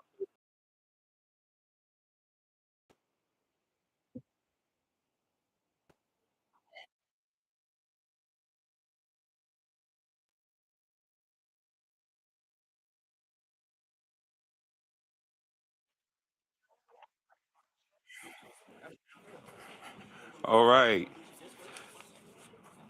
Thank you very much, everybody. Indeed, this fireside chat was very, very insightful. Our creative economy is one with a lot of potential. And I think some things were said on this chat that are worthy of mention. When someone tells you to build outside of yourself as an entrepreneur, it's a very, very important lesson. And do not rely on your personal network. I often have been, told that your friends don't make you rich. People who you don't know that actually make you the money, because your friends actually spend your money. That's why they're your friends. And Dr. Tara has been able to, she's been able to just, share that with us. To always remember that we're not doing this for money in the creative industry. You're doing it to build capacity. And if you build the right capacity and you attract the right consumer confidence, you are building yourself for success. So we want to again put our hands together for the wonderful time that we've shared here with Miss Tara. At this time, we've come to the close of this fireside. We wouldn't be having an immediate reception, but then we will be going. So I'd like to say we have about 5 minutes to stretch our legs. For those who have been here with us all day, you're familiar, but for those joining us for the first time, you're aware there's 2 exits at the back, one at the left, one at the right. However, it's just house policy. Please stand up, take a break, get something to drink while we get ready for the next session. The next session today will be time order, navigating shifting geopolitical alliances. Thank you, ladies and gentlemen, and we will speak soon.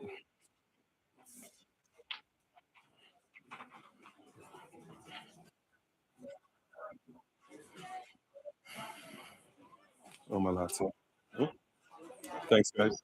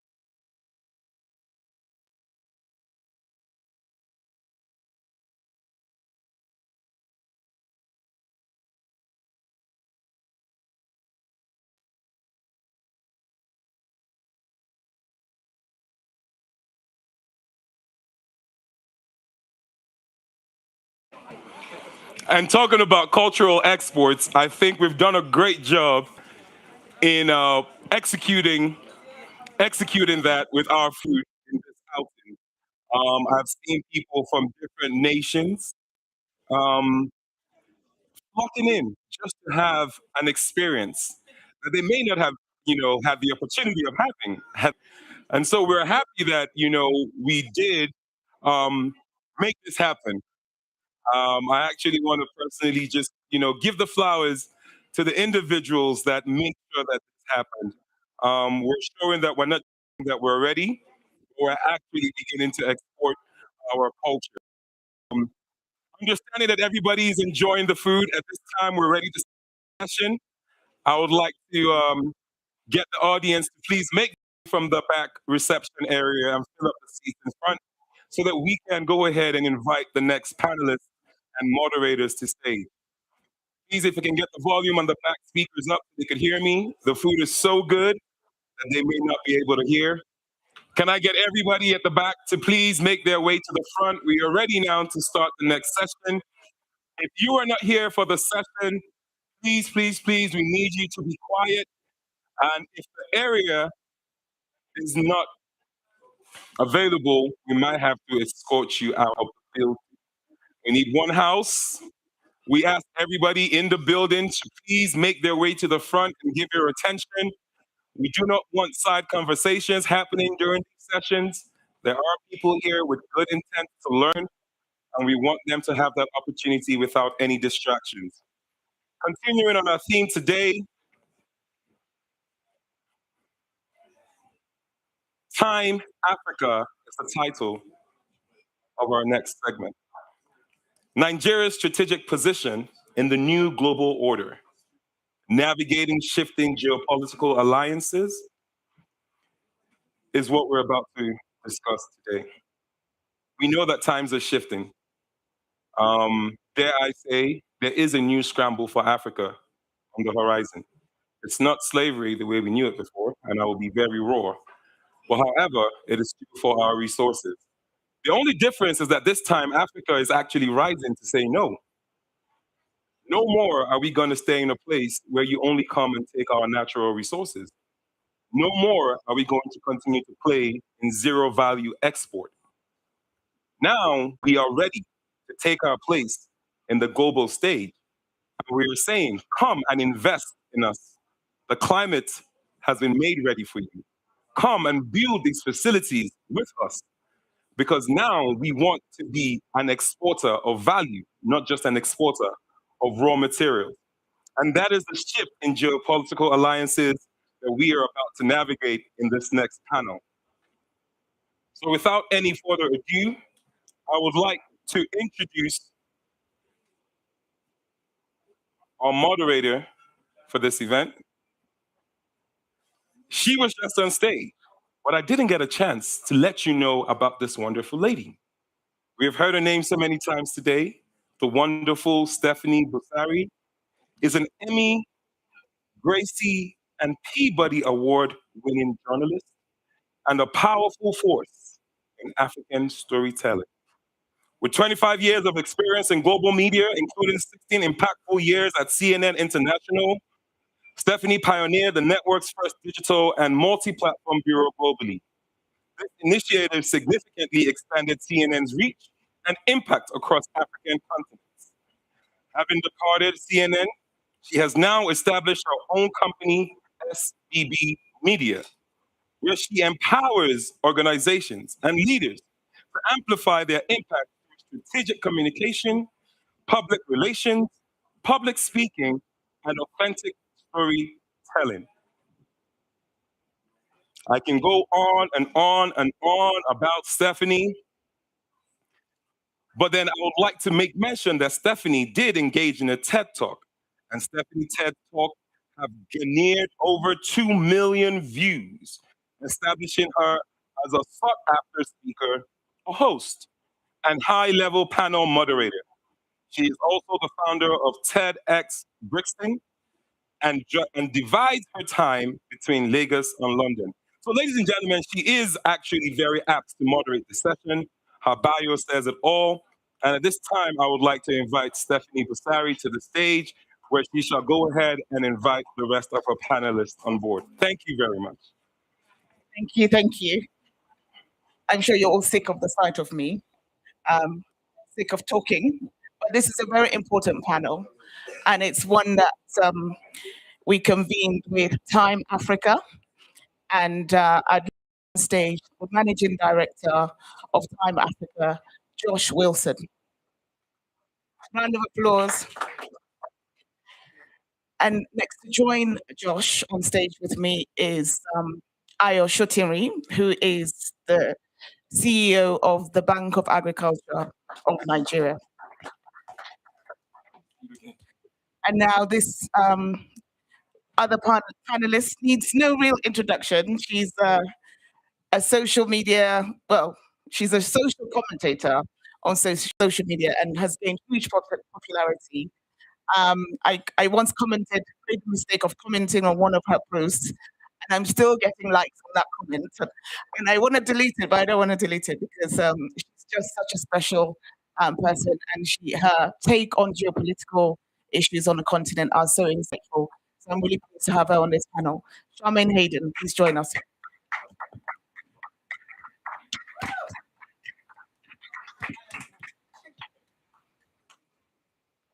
Okay, so we're talking about Nigeria's strategic position in the new global order and how the country is navigating the shifting geopolitical alliances. It's no secret that the global order is undergoing significant transformation, and Nigeria, often described as the giant of Africa, stands at a critical juncture. With Africa's largest economy, the most populous nation, a young dynamic workforce, Nigeria is uniquely positioned to influence and benefit from emerging geopolitical realignments in the world. This setting, the World Economic Forum in Davos, provides an ideal platform for us to explore Nigeria's strategic opportunities and the leadership responsibilities that the country has in this evolving landscape. So I'm just going to throw this open to the panel, and just talk about where does Nigeria go, in this balancing act between Western partnerships and South-South cooperation. We've seen that they're trying to align with, the BRICS nations, but at the same time they have their Western kind of alliances. They're in the middle there somewhere. Where does the country go as they navigate these precarious alliances? Charmaine, you want to start us off? Yeah, Nigeria needs to position itself. Okay, one of the most important things is understanding that diversification has been something that has lent a strength to Nigeria as it is, right? However, when making deals with BRICS, it's important for Nigeria to understand that beyond just becoming a consumer, you need to actually, as one of the, it takes up 70% of ECOWAS, right? It has a potential to be a region leader, but is losing a little bit of edge to what's going on surrounding, right? And also internal conflicts. But if it ends up just being a consumer of BRICS rather than a partner, or someone who is taking the lead of someone, I call her, yeah, then there's a big problem. So I think the main thing is defining the strategy and then moving towards moving away from consumerism and towards actually being a major player. I feel like seeing Nigeria House in Davos on this trip was a phenomenal first step in visibility. Welcome to the global stage, but it's really important that we're actually beginning to be proactive to the new global strategies as opposed to reactive. Otherwise, it's in the same way they're scrambling for Nigeria. Nigeria is scrambling to decide on who. Without a clear strategy, a clear roadmap, it's very problematic. Okay, thank you. Josh, to pick up on that point, everyone's scrambling for Nigeria. Nigeria's trying to position itself. Where does it go? Yeah, no, it's a good question, and I would echo a lot of Charmaine's sentiments. I think that economic independence is extremely important. If we look at the emerging markets that have done so well, specifically in the Gulf regions that have been around for 60 or so years now, one of their key primary element in the first instance was to make sure that they had economic independence over natural resources and utilization of that and trading of that. That was such a key to be able to then attract the best talent and obviously build internally as well. Very, very important as a primary first step. And you're seeing that with so many great Nigerians that are pushing forward, such as Dangote and others that are trying to create economic independence, albeit obviously with some internal kind of pushback, unfortunately. But he's obviously still kind of trudging forward and trying to make those key steps to make a change. So I think that ends up being a really, really critical positioning in the first instance. And from there, you can really end up building and creating something that is very unique with the right partners. And I think Nigeria is in a very unique position in that it actually has unbelievable innovation, unbelievable sporting achievement across the diaspora. A lot of people in the Caribbean have Nigerian descent. It's an amazing, amazing country with an amazing, obviously, group of individuals from many different ethnic backgrounds. Very similar, in scope to the US, I think, in that sense, for an ethnic grouping perspective. So it has all of the talent there. And the other thing I think that's extremely unfair about Nigeria is how it is labeled oftentimes. From a global standpoint, we sometimes fail to notice the amazing stories that come out of Nigeria and the amazing people that are within Nigeria that are innovators and creators and entrepreneurs and business people. And you see those metrics when you go to other countries like the US. The Nigerian diaspora is one of the best university ranked ethnic groups out of any in the world. But we don't hear a lot of these stories.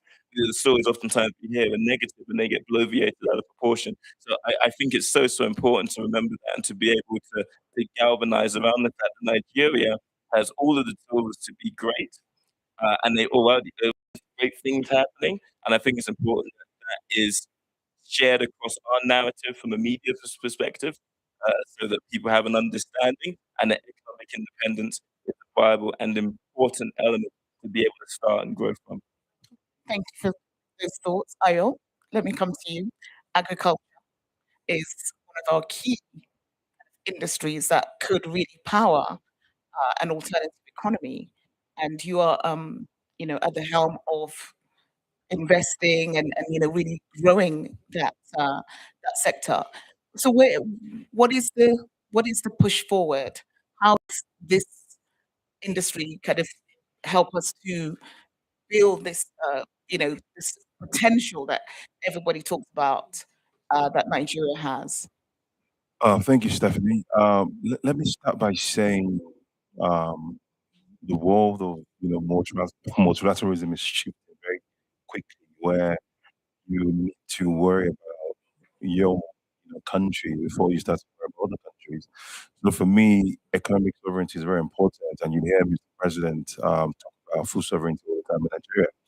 I think I got hired to play a very prominent role in economic discussion in Nigeria, where you want to deliberately catalyze investment in the agriculture sector. We have a very unique advantage, which is 80 million hectares of land, arable land in Nigeria, that can be intentionally developed. It starts with supporting, the smaller the farmers who actually make up the agriculture landscape in Nigeria by financing them with different type of instruments, blended financing instruments, raising capital from global north, um, partnership with BRICS countries, so actually crowding capital, and most importantly, technology expertise as well into Nigeria. So far, we have, I'd say we've aggregated about $4 to $5 billion in terms of cash and promise, promissory notes in Nigeria to finance each smallholder farmers in Nigeria to start to produce food in a more productive way. What I mean by that is Nigerian farmers will produce between 1 to 2 tons per hectare because they use grains instead of seeds. But with the right type of seeds, you can actually finance them using the right seeds to produce between 6 to 10 tons per hectare. So productivity can move from producing 5 million tons of food with 5 million hectares to 50 million tons with irrigation as well. Many farmers can farm all year round. So these are models that have been adopted in other African countries as well, where we can become, food secure before we start to think of exporting to GCC countries or, the global north. Thank you. Okay. Thank you for that. Can I stay with you and talk about some of the things that you're doing at the BOA? And, how can we attract young agripreneurs? How can we make your sector, which shows so much promise, how can we attract young people to see this sector as a viable kind of place to work in, invest in a place also where there's such a great need for job creation? Um, Agriculture employs, I think, about 85% of the population in Nigeria and across Africa. Because if you think about the population of Africa, you have less than 10 to 20% live in the cities, right? Everyone else live in the rural areas and the very agrarian in nature. For subsistence. For subsistence agriculture, Right. correct. That's all now and in Africa because we can't leapfrog from 1 hectare to producing food on 10,000 hectares. It requires a lot of capital. So for me, it's not a dream, it's not a wish.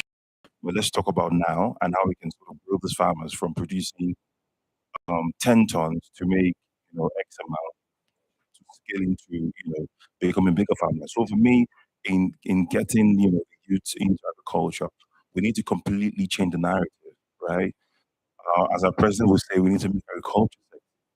And it starts by a lot of I would say reposition of the agriculture sector, making people know that it's actually not a way of life; it's actually a business that's very profitable. I challenge anyone to put it to test. Smallholder farmers actually make 100% profit if they get the right type of financing, right?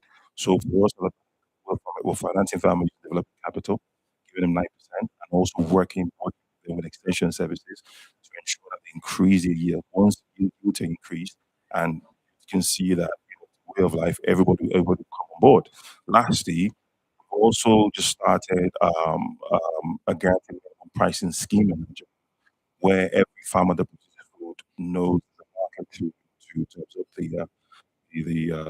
the harvest. Once we're able to do that, young people and everybody want to do this because whatever you plant, there's someone to take it up and take it up at a good price. So for us, we put all this into an ecosystem. I think it would leapfrog even the GDP of Nigeria dramatically because now we can now start to say, how do we add value addition to this? Whatever is going out, we need 30% minimum value addition. Thank you. So, Charmaine, let me continue and let's talk about the P word, potential. How can Nigeria translate its demographic and economic weight into actual negotiating power without becoming a proxy battleground for competing global powers? I think there's one word, and that's action. I think Nigeria's potential is being explored for almost a lifetime. And we have to understand that Nigeria is one of the youngest countries and one of the youngest continents, yeah, right?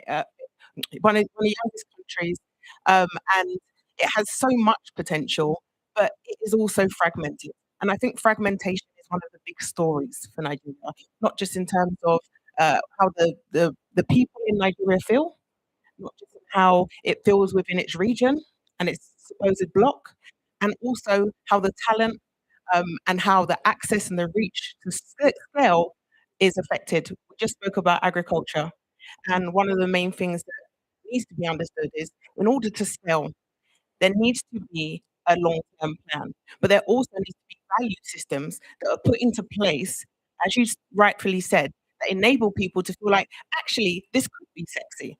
Yeah, because I know that let's use Nigeria's textile industry as a great example. If I was to grow cotton, which grows in Nigeria, okay, and not export it to in which I'd have transit fees and re-import fees to have the fabric, to have the conversations that we had earlier about our IP and the usage of our cloth and where it comes from, and also being able to have a hold on that. if you're exporting your raw materials, when they come back to you and get reintroduced to you, it makes it a little bit more technical when you're looking at your IP, right? Because the origins of the finished product are diversified. So what needs to happen is making sure that there is a full value chain and that everybody who plays a role in that is clear, is transparent, that all the egos of those who are at the, I don't know, heads of state or heads of companies have gone out the window, and that there is a true diversification of the structure of the country. Forget all of like no one cares who you are, right? If you want to better Nigeria, I challenge everyone in the audience actually really quickly. Can you give me a show of hands if you think the most important person to change Nigeria is the president?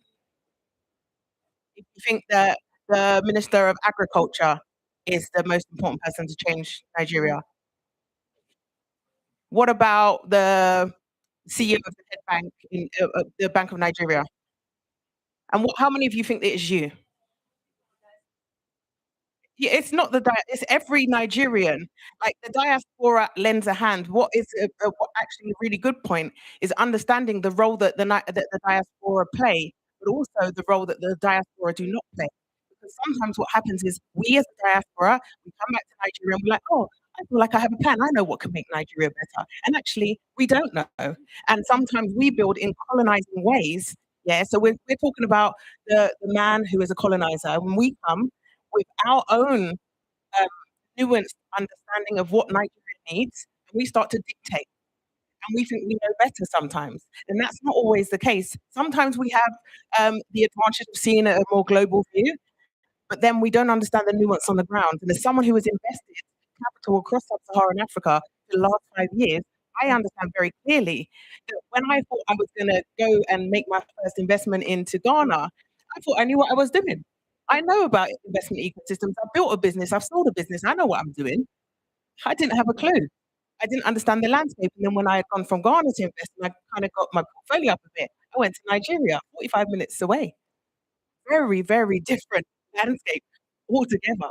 And not understanding exactly what is being offered is something that causes that fragmentation and causes problems.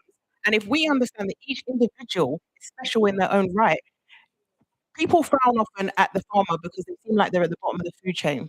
But without that person who's planting that seed to help the big pineapple factory to churn out products that they export to Europe or wherever it is, they may end up being the one that's the multi-billionaire, but they are nothing without that farmer. So it's about making sure that there is an equal economic spread that makes sense. The most important thing that people need to see is that they are valued. We speak about numbers on these panels all day. We talk about the population of Africa, of Nigeria all the time, but we have to understand these figures mean nothing if the people are not humanized. Yeah, the government can walk around and say, "Yeah, this is great," but without the humans that live in Nigeria, believing in Nigeria, believing in the produce in Nigeria, what we can export from Nigeria, and what we can maintain to make sure we have food security, which is more important than all of it, because we should be looking from a strategic point.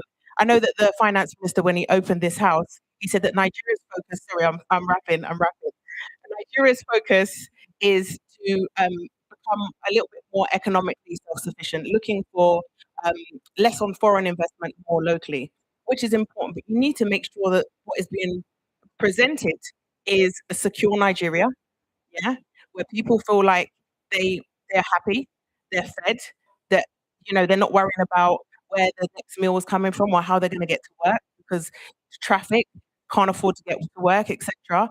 When those problems are satisfied in the micro term, the macro gains Nigeria is actually fantastic at. This administration, the macro perspective, from my opinion, is pretty sound. But the micro stuff and the communication of what that micro strategy is having to be figured out by people, which is a problem because if it's being figured out and people's competency rates aren't that high, then it makes people start to make their own narrative. I will leave you on that. I get in the nod. Sorry, guys, I get really passionate. No, we love the passion, absolutely. So I will come back to you because I want to pick up some points that you made there. But Josh, let me bring you in about this potential, the P word, the demographic. We've heard it, the youth bulge, the population size, the a higher population than in the US in, how many years it's said. But how can it translate that to negotiating power into economic weight that will benefit all Nigerians? Because when you hear Nigerians talk about it, like you were saying, Nigerians do not believe, many Nigerians do not believe in the country at a granular level. Many are like, "Oh, we're suffering. The government's doing nothing." There's a narrative that prevails when people talk about that, and obviously there's a disconnect. So you're looking in from the outside. You're not Nigerian, and you publish an influential magazine and talk to people in different sectors. What Well, yeah, thank you. I think regulation is extremely important, honestly, in this. Unfortunately, it's something that is very, very key to any growing market. It can't be ignored. You do need to have regulation that's strong that allows your innovators to be able to innovate.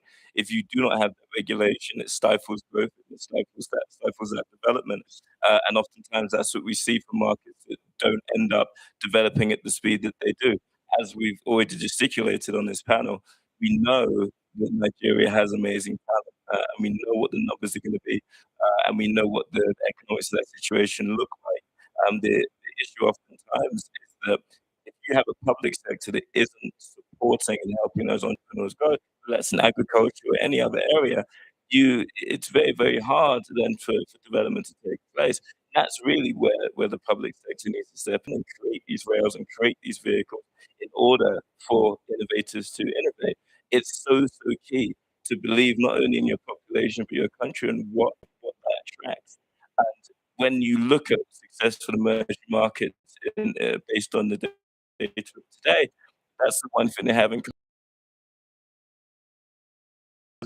be creative and financially secure and not get taxed out the nose. You're seeing, in the UK right now, just losing entrepreneurs, losing millionaires all of the time, and it's because the regulation currently isn't that good. And so they're being lost to countries that have better regulations. And so I think that's how the public sector can really help.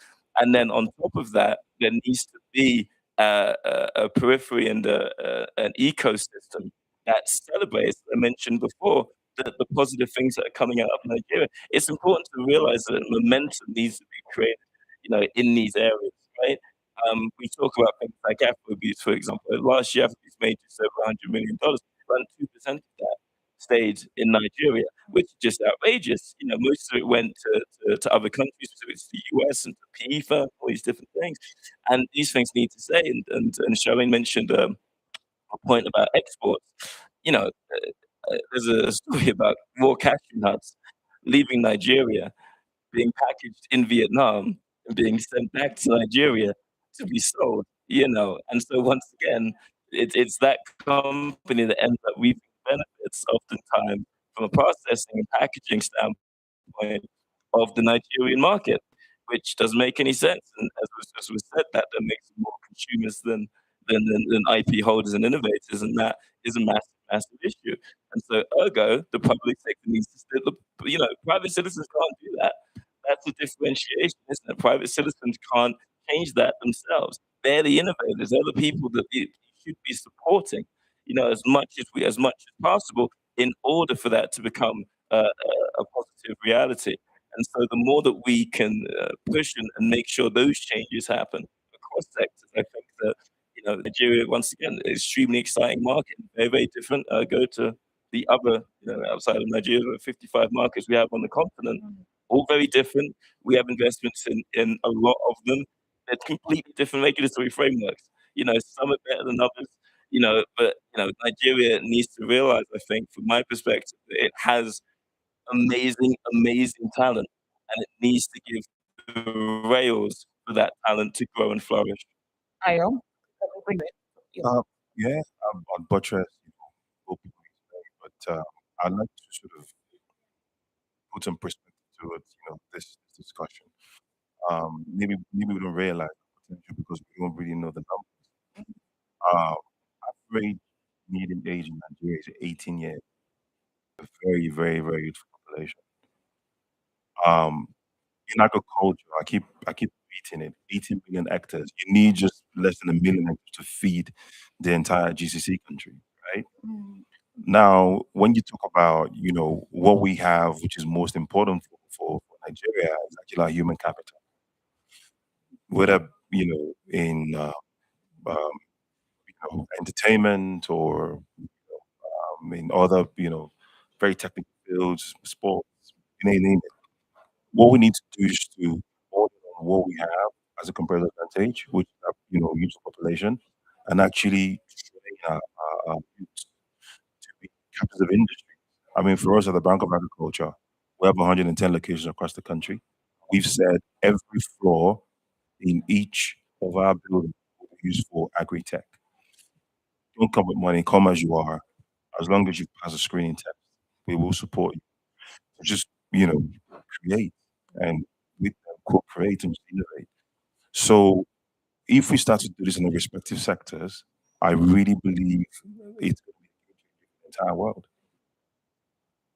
Okay, so let me stay with given countries' challenges, from insecurity to infrastructure deficits, brain drain, and the things that are well documented.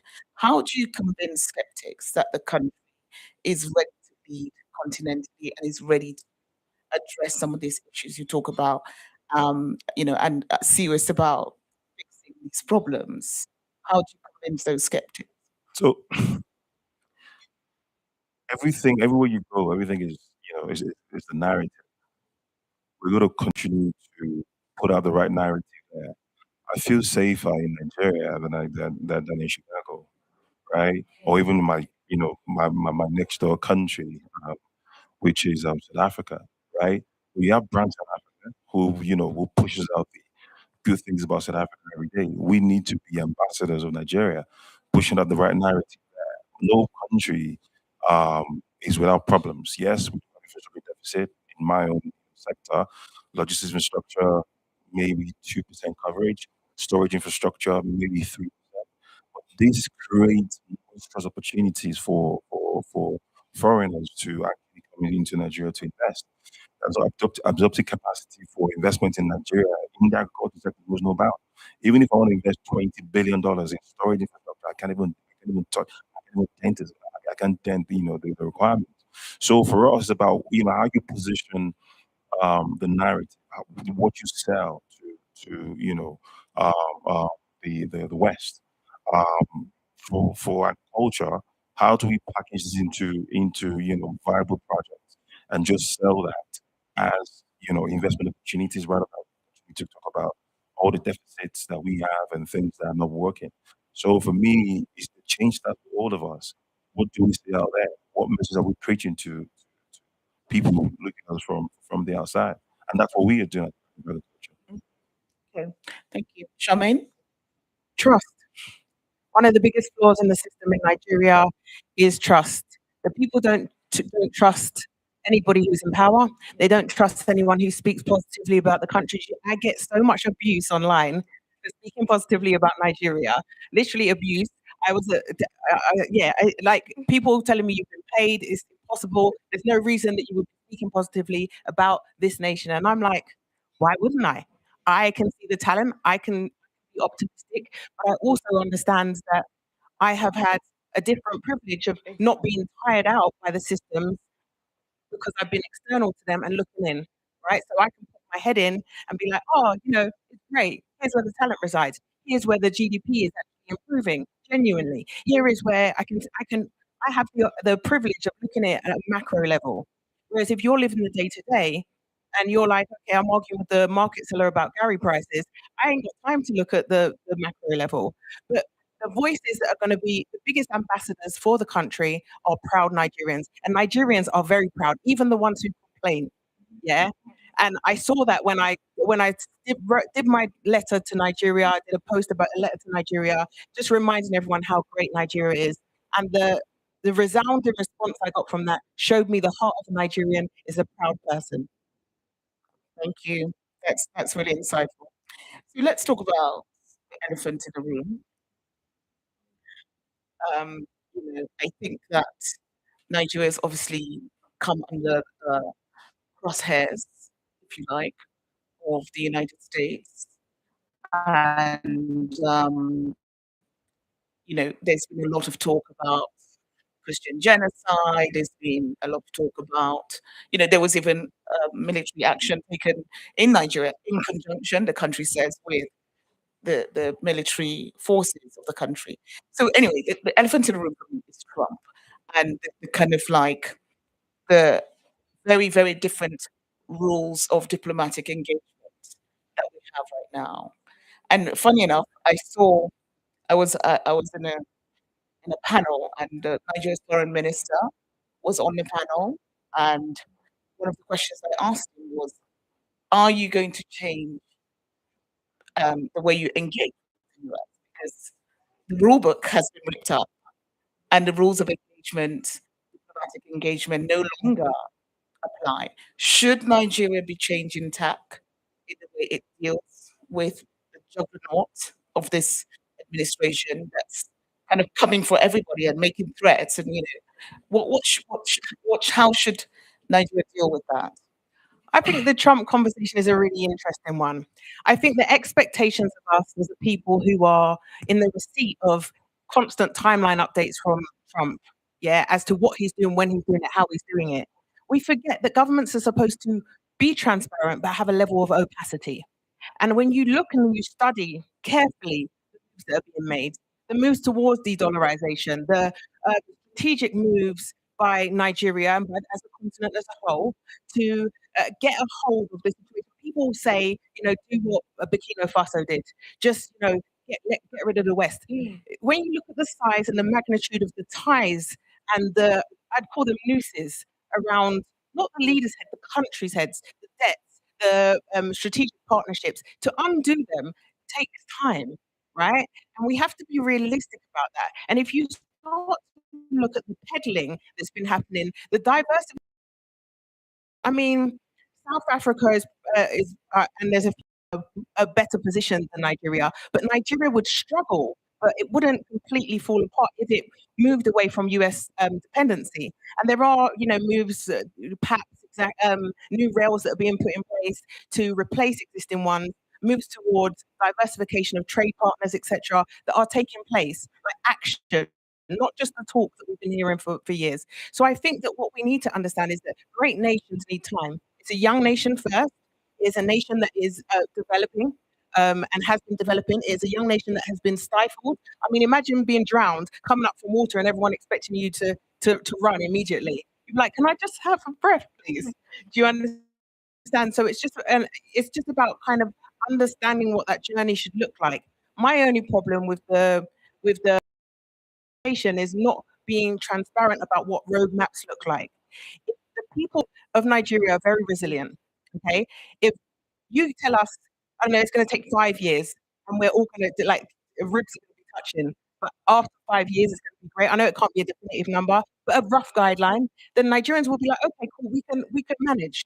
With the community, we can manage and manage it. But with no clear guideline, it becomes the problem. And Trump is like a small child throwing toys out the pram and actually ultimately potentially disempowering himself and his own nation. I don't know whether or not it's for personal gain or whatever. I'll leave that speculation for another day. But I think people should leave them to their devices, see what relationships can be maintained and which ones aren't. It's not as simple as just cut ties. Okay. Josh, how should Nigeria deal with the Trump threats? you know, it's a fascinating thing. I think everyone's having to deal with this, in a way that is unique, right, unto them. And he has taken absolutely no prisoners, even with his own partners. The special relationship with the UK out the window. All of the partners they've had in the past, they've led together, they've traded together, doesn't care. So I think Nigeria, like every other country, has to navigate that in a way that is obviously beneficial to them. Be very mindful of who he's attacking as well on the African continent. So Nigeria and the Christian genocide, Ethiopia and the Dam, South Africa, the apparent genocide of Afrikaners. So it's very interesting. The countries, all of our biggest markets outside of Egypt and Morocco, are the ones he's attacking the most, and that's probably not a coincidence, right? So I think that that needs to be kept in mind when it comes to. I was speaking with Minister Lamola yesterday from South Africa in the room of the Oval Office, and when President Ramaphosa was there, it's like I've just never seen anything like this in all my years of diplomacy. And that's the thing with someone like him is that it's changed the vanguard in the way that we see of oftentimes how we've seen politics, as was discussed before. So I think we need to make sure that with Nigeria there's trade partnerships that work. We can obviously still trade with the private sector. There's been countries that have been at war that have still traded energy. I mean, it's just finding those areas that make sense, and then not pursuing the areas that don't make sense. And you can't be bullied by him. Like that's the thing. He's a bully, right? And that's how he approaches it. The whole thing with Norway. The Norwegian government doesn't control the Nobel Peace Prize, but he's saying that they do, and that they're meant to put pressure on the Peace Prize committee. And Norway's not going to do that. It's not in their wheelhouse. It's absurd. So much of it is just an absolute absurdity. And I think that that's what people need to realize is that he utilizes these things in order to get what he wants of it. As I mentioned personally, business wise, public sector wise, who knows? But I think that needs to be kept in mind with someone like him. And Nigeria has the opportunity to utilize that to position themselves in a way that is strong. He's not going to be there forever. At least we don't hope. He might stay another for a third time. But he's not going to be there forever. So it needs to make sure that it's able to utilize the situation in a way that makes sense, and that it allows it to continue on a positive trajectory, and push forward as and when it can. Okay, Ayo. I'm allowed to speak. I mean, I'm of a very different opinion. Nigeria, in its current position, has to be agnostic to trade partners, right? Irrespective of all the turmoil, you know anything happening. So for me, America is a trade partner. We focus on every other rhetoric. I think we should put it aside. Show of hands here if anyone has seen cocoa tree grow anywhere in the US, Arkansas, Texas. It doesn't grow. It grows only in Africa. We have a competitive advantage over that, right? We would rather sign a trade deal. Let's farm more cocoa for you because you have a tooth and you continue to eat chocolate. So I'll use that to my strength. It's an advantage I have over everyone else. I'll just capitalize. Fantastic. We've run out of time for questions, but I would like to bring some questions in from the audience. Do we have anyone with any burning questions? All right. We Good have one in evening. front. We have some time to take about 3 questions. Ask for the questions as usual to be very direct. Please maintain one question. And for the panelists, please also be concise with as many questions as possible. And I'll just start from the front to the back. I saw 3 hands, and so I'll keep 3 of them. Thank you very much. My name is Oluwatomi Olaluwa. I'm from Nigeria. I'm actually a medical doctor who is also a farmer. So it's quite very interesting to have the CEO Bank of Agriculture here. So you made mention of something which caught my attention. You said farmers currently make about 100% of profit. But then we have things like post-harvest losses, there's glut in the market, the market entry is sometimes difficult, especially for farmers who want to export. What is your industry, or what is the Bank of Agriculture doing in terms of this, and how to mitigate this, and how to implement solutions that are actually, when I implement solutions that are not theory, but are actually practical? Yeah. Thank you. You've asked many questions in one, but I'll break it down to you. The problem with the agriculture sector in Nigeria is fragmentation. I mean, you've got farmers in different silos producing different things. How do one person or one company go around to aggregate, commodities or from the farmers? It starts with a development bank like us. I would say creating opportunities for public good infrastructure, like storage infrastructure in different locations where farmers have, a particular aggregation point they can aggregate and take it to storage. In terms of what we're doing, we're trying to look at everything as one ecosystem. How do you use technology to solve a lot of things? If I'm going to finance a farmer, I'm going to finance 5 million farmers. How do I give, financing to individual farmers and be able to monitor and evaluate everything they do? So we're trying to work with new layers of, I would say, private partners, aggregation companies who do everything for us, right? Each of them, like of Apex, Triva Greek, and all that, each of them, they support between 50,000 to about 100,000 farmers. So what we're trying to do is to categorize the big ones into tier one and find a way to graduate the tier four to tier three to tier two by giving them patient capital. Once we're able to do that, they do from financing the farmer, giving them the right input, good seeds, good fertilizer, irrigation equipment, support services in terms of extension services and all that, and they aggregate from this different localities. Once they do that, it makes my life easier. I can now focus on raising more capital to give it to the right guys. Right? And if we say we have 10 companies, once I start to support the smaller companies to grow, it makes my life easier as well. Now I can have coverage across the country. Whilst we're doing that, we can also start to talk about how we invest in storage infrastructure, how we invest in logistics infrastructure to take it from the farm to the market, and how we even do value addition, beneficiation of some of this produce to export, great quality and all that. So those are sort of the innovation that we're innovation because we've done it before anyway. But those are sort of the things we're trying to bring into the bank and agriculture sector as a whole. Okay, thank you. Well, I said I'll go in order. We have a few more questions that are coming up. Time is running low, but again, please keep your questions to one question. Okay. And yeah. I had two questions, but it looks like BOA has stopped the question I was going to ask BOA.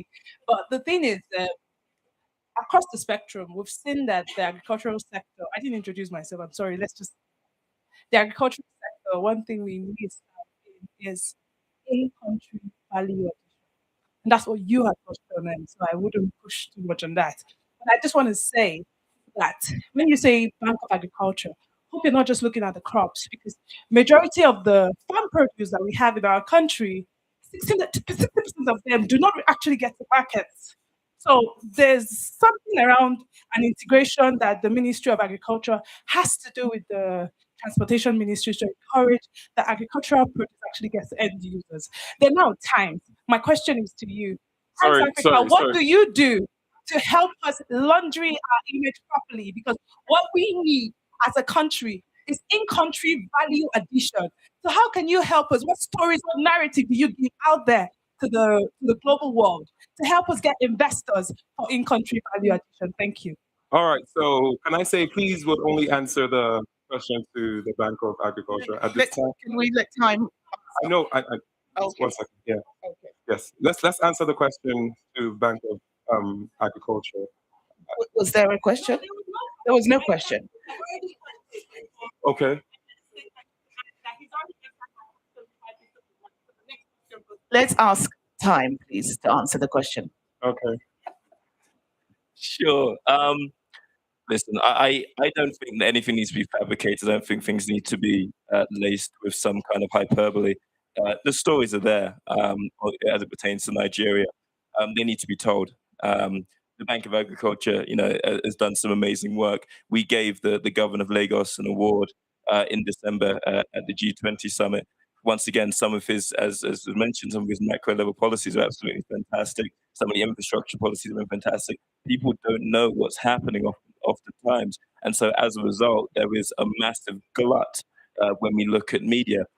And then also, and this is a really, really important point. So we actually have a venture holding company. We have 12 media brands, including Time, Billboard, Rolling Stone, Pop Report for Africa and or the Gulf. And I think it's very important to mention when we look at Pan-African media, there's actually very few Pan-African media entities, and the ones that are there are generally run by the global north, right? So you look at CNN Africa, you look at the BBC Africa, TRT, DW Percent 77. They generally run out of the UK, the US, Germany. So they tell a perspective for a global north audience. They don't care about what comes to the diaspora, what comes to Nigerians, what comes to Africa. And that's a really important point. And that's why for us it was very, very important that you had Africans running these global platforms and were able to tell stories in a way that was conducive of what was actually happening on the ground and what impact was actually happening in countries like Nigeria and obviously across the entire continent. Outside of that, you have regional and local media brands. Punch in Nigeria, The Citizen in Tanzania, Business Day and News 24 in South Africa. People don't read them in other markets, right? But they will read Time, they will read larger brands, and that's why it wasn't a thing like, we want these global North brands. It's the fact that people trust these brands. They trust Billboard, they trust Rolling Stone, they trust Time, and so that's why we wanted to be able to utilize it as a vehicle. If it was another brand, we would have done that, right? And then we also have indigenous brands from the continent as well. But we've always looked at this, and we were talking with the African Continental Free Trade Area guys earlier. We've always looked at this as 56 separate markets, and then you've got SADC and regions that have corporations, but they've all been very, very separate. And that is the distinction, is now we're trying to do these things, free movement of peoples, etc., to be able to bring this together. Media is a massive, massive part in that. So the stories. Time will tell those stories. We're committed to stories. Our journalists are committed to tell those stories. Our editorial team is committed to tell those stories. And that's what you will constantly see from us, is stories that are hard hitting and do tell the positive stories on the ground, as well as what is happening in the periphery too. And that's what we can guarantee to everyone across the continent, and everyone that's interested in the African continent, that is something that we will always be consistent on. All right, I think thank we have a you. question here. We have one more question at the back.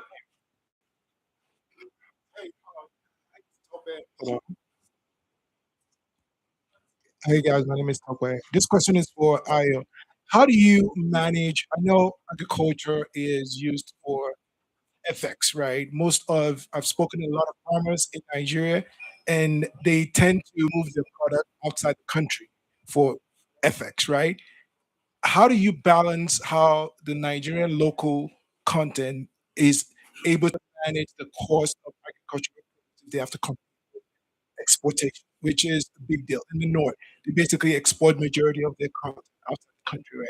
It makes sense. It didn't make sense to me earlier until someone who used to buy the product made it make sense. Like, why would I earn naira when I can earn dollar across Nigeria or Cameroon? So that means we're competing with those exports at the levels where we shouldn't be. How do we tackle that?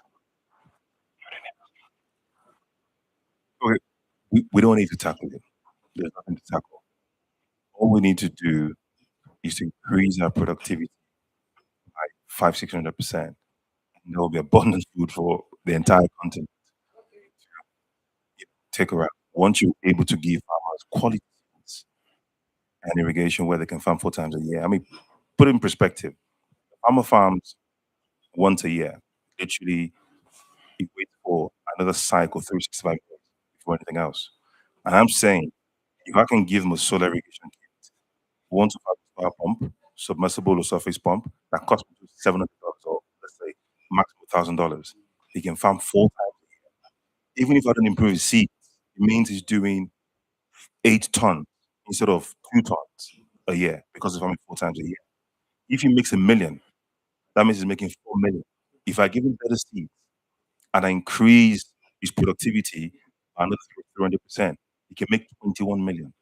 It sounds unbelievable, but it's actually real. There are Chinese companies in Nigeria that sell seeds that gives you 9 to 10 tons per hectare. Chinese companies, seeds go from China. I'm just trying to go to the extreme, right? So it's about how intentional we are in actually following, a few laid down protocols as designed by the Bank of Agriculture. If we're able to catalyze investment in the sector, invest in our seed companies to produce better seeds and enough quantity of seeds. If we're able to be ambitious and designed a $5 billion irrigation program where we say irrigation for any and every farmer in Nigeria. You should not farm without irrigation in Nigeria. We can almost sort of criminalize it, right? If you're able to do that, you solve problems of climate change affecting, your productivity. You solve so many problems, right? So our mantra at the bank is productivity. That's all. All right, thank you. No, we have a final question here.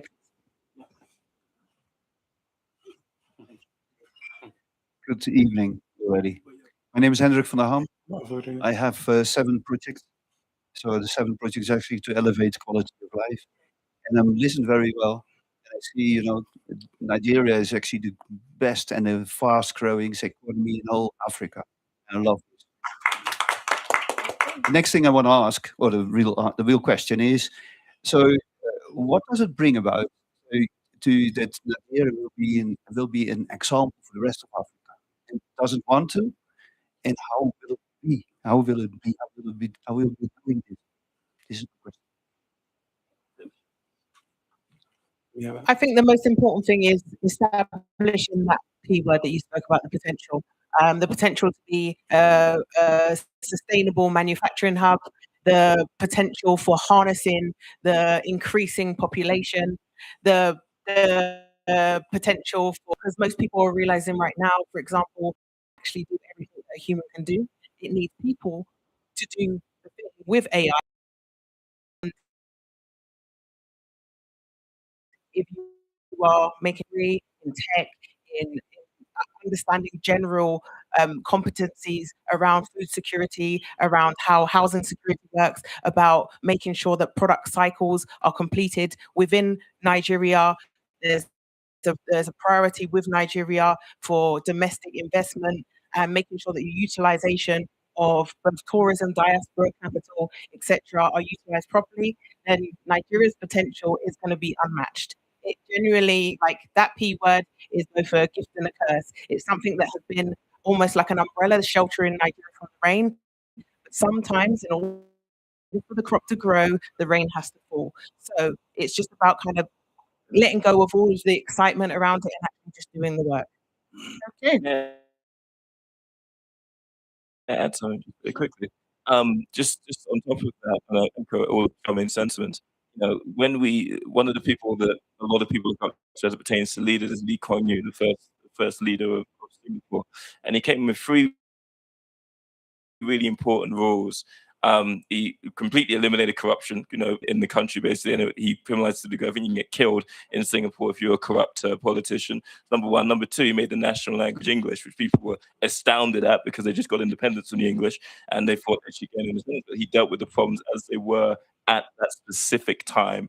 And similarly, the third thing he did was around talent, and he said, irrespective of where they're from, we're going to get the best people here to build the best stuff. And that was it, even if they're English. People were appalled by this because they just broke free of the English, right? But he said, we're going to build the best economy possible that we can deal with the problems that we have right now. And China and the UAE specifically followed those exact same principles, and they became massive, massive growers from a market standpoint. I think Nigeria has all the potential to do that. And I think those are 3 areas that are so key as it pertains to the growth of a market. And people forget China was poorer than Sudan in 1989, and now it's the economy is obviously growing dramatically. I can see Nigeria following a similar trajectory as long as it can deal with certain elements internally and stop that massive brain drain that happens oftentimes. We have amazing doctors and lawyers and all these different people that end up going abroad when you have an amazing country at home. All right. Okay, thank you very much. Hold on 1 second, please. I have some power, so I was planning to extend questions.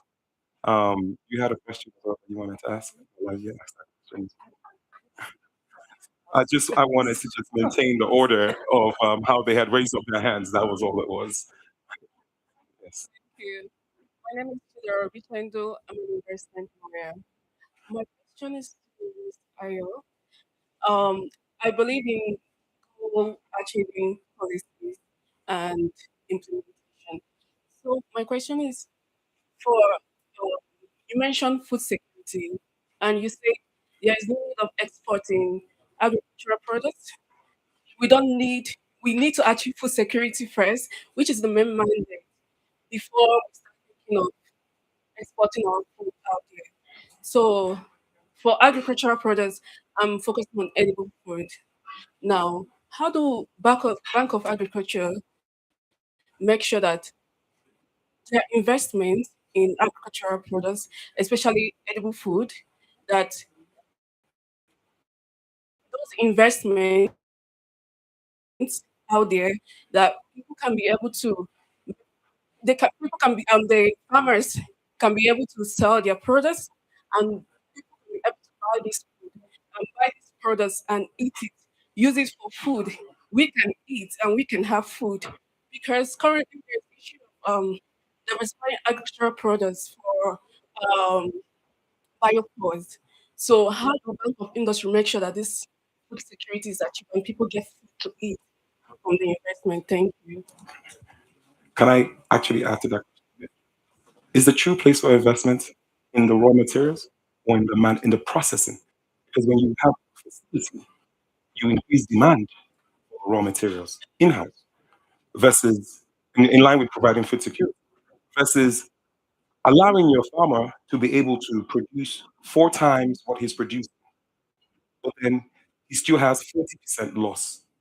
He just has 40% loss of 4 times. Yeah, so his loss is multiplied by 40%, by 4 as well. Because demand has increased. It's still a barrier answer for export. In food security, like you said, is the investment in the right place? Is the investment with the raw materials?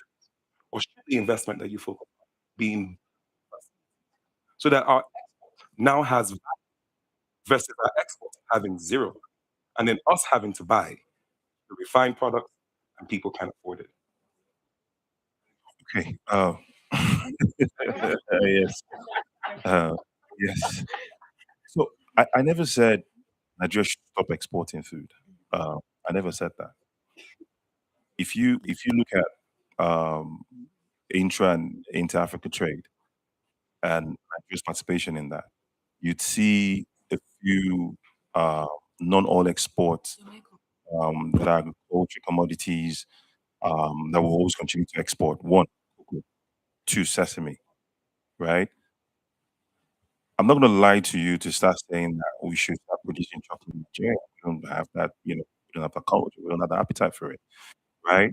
However, even though we want to do beneficiation back home, can we strike an agreement with chocolatiers to actually give them raw cocoa beans and share revenues at chocolate level, right? In terms of how we look at the ecosystem, we look at it holistically. So we don't look at this particular crop, this particular part of the value chain. We need to catalyze investment in everything. So we're agnostic, right?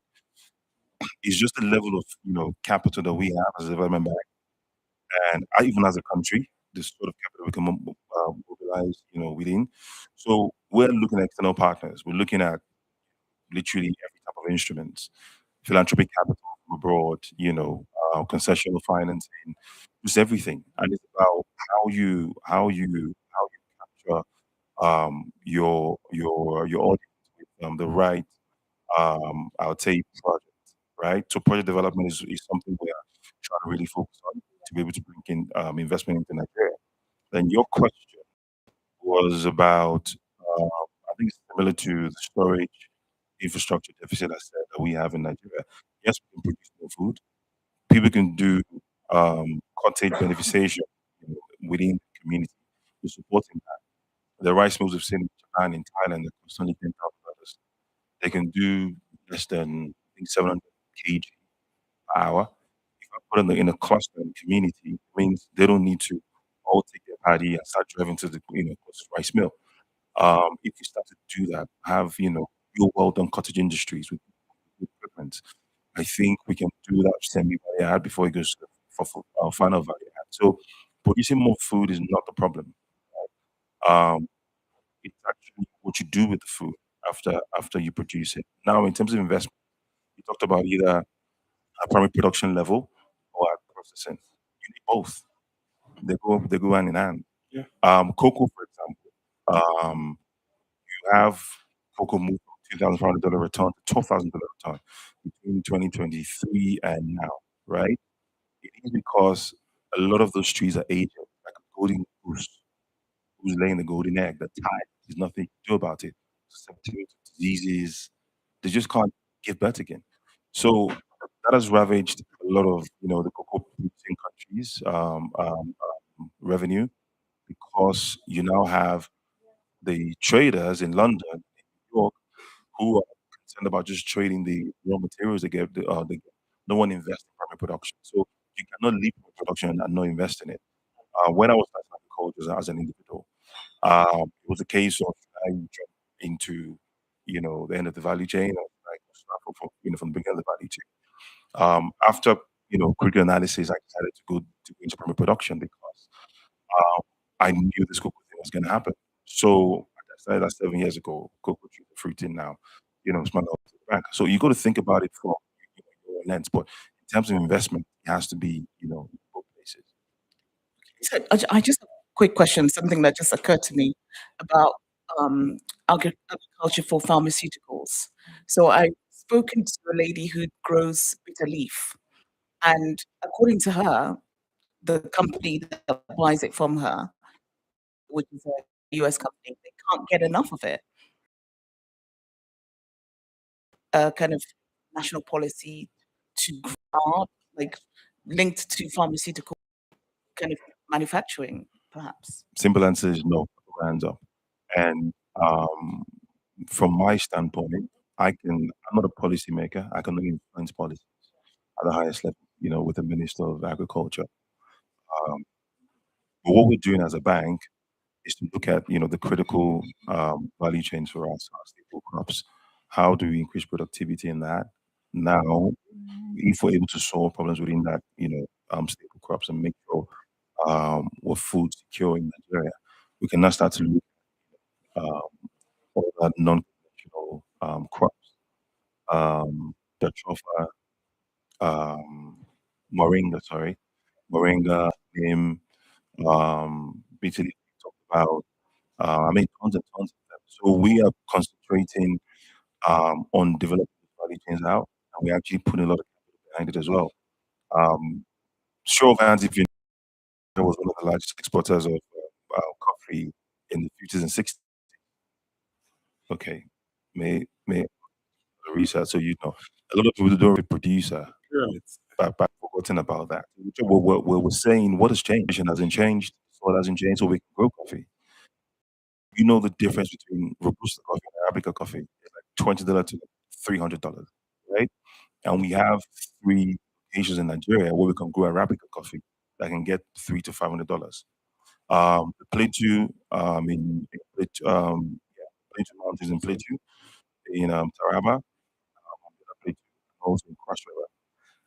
Collectively, we have over 3 million hectares of land there. Even if Nigeria decides to just focus on reintroducing coffee and growing coffee for the entire world, Arabica coffee, not even coffee grows everywhere. It's a $20 billion industry we can actually create from there.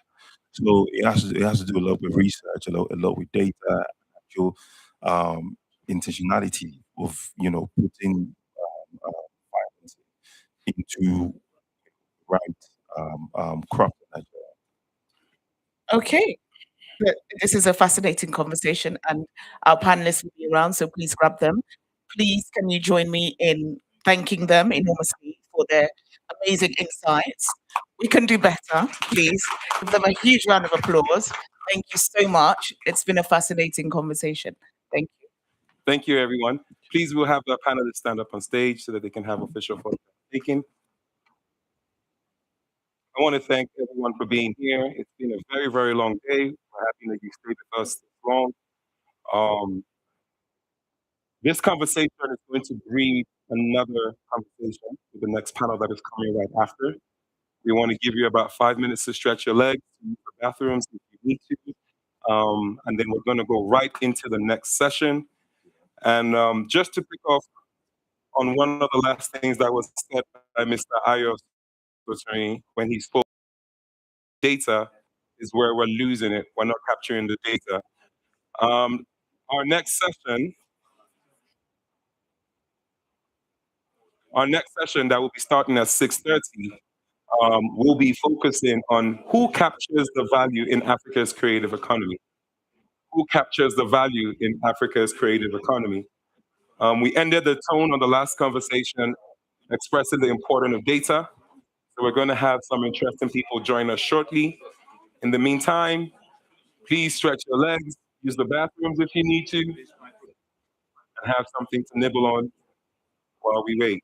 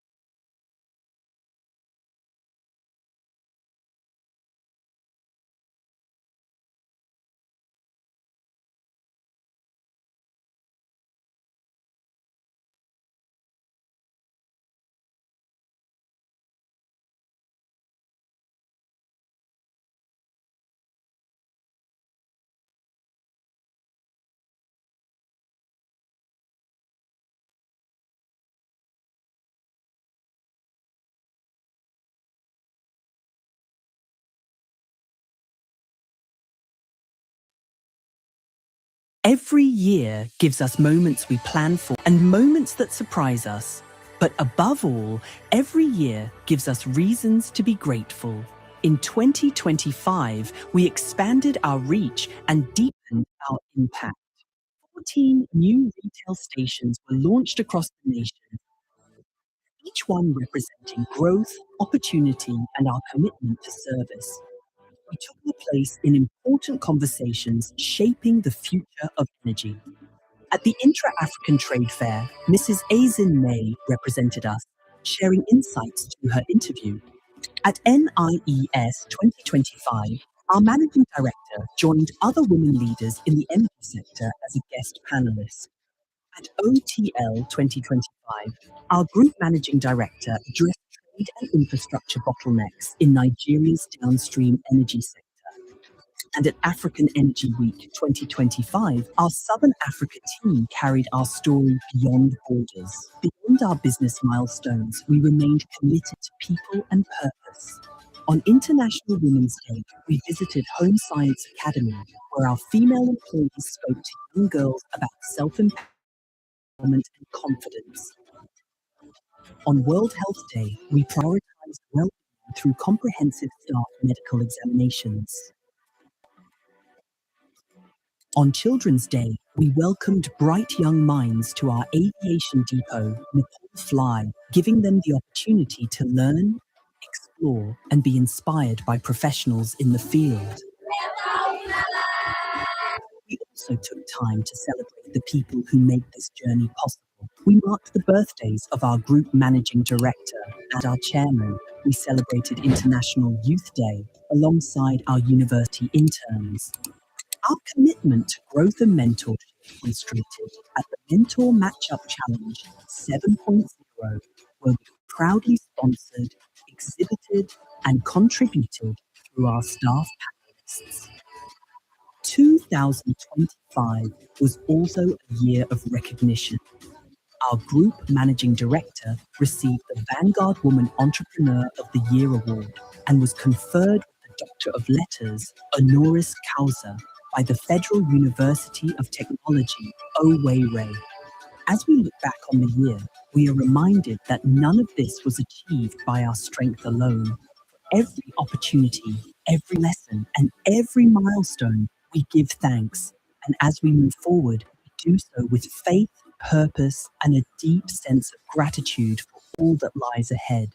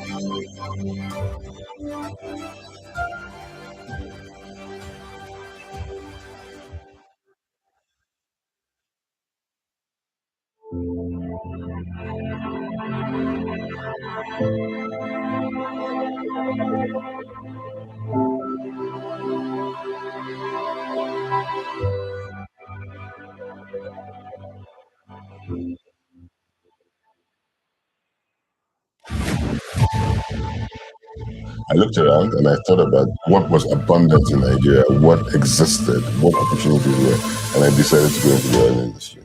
We had this client that had a tanker that just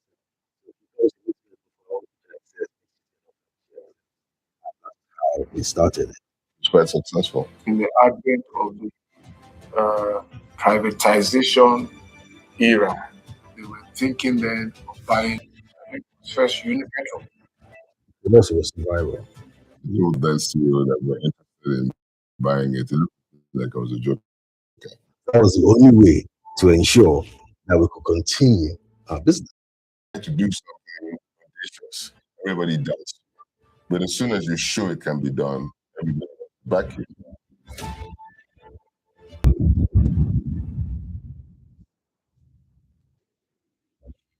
Lake Oil Nigeria Limited is an exploration and production company built to operate where it matters. Founded by Lekan Akinyomi, our assets span the Otakiko field in Uamelina, offshore Lagos in OPL 310, OPL 325 across the Niger Delta and Dahomey basins, and OPL 276 in Akwa Ibom State. Our midstream arm, Cambridge LNG, delivers LNG production, logistics, and trading solutions designed for a cleaner, more flexible energy future. But energy for us is never just about barrels and balance sheets. In communities like Home to Otakiko, our investments go beyond production. They create jobs, strengthen local economies, expand access to essential services, and support community healthcare. Because long-term value only exists when people and environments around us move forward too. Together, these businesses form a diversified portfolio aligned to deliver sustainable value, strengthen critical industries, and support long-term economic growth across key markets, while ensuring that host communities share in the benefits of development.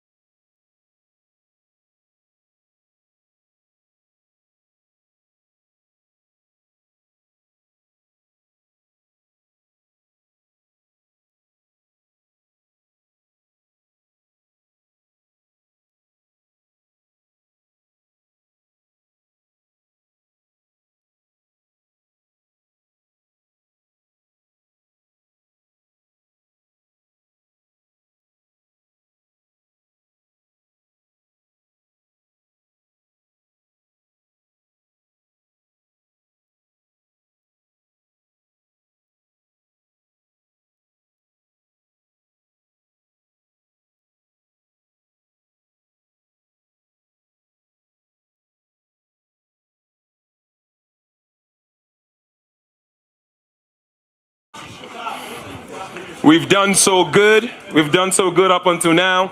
I know we're restless. I know we've learned a lot.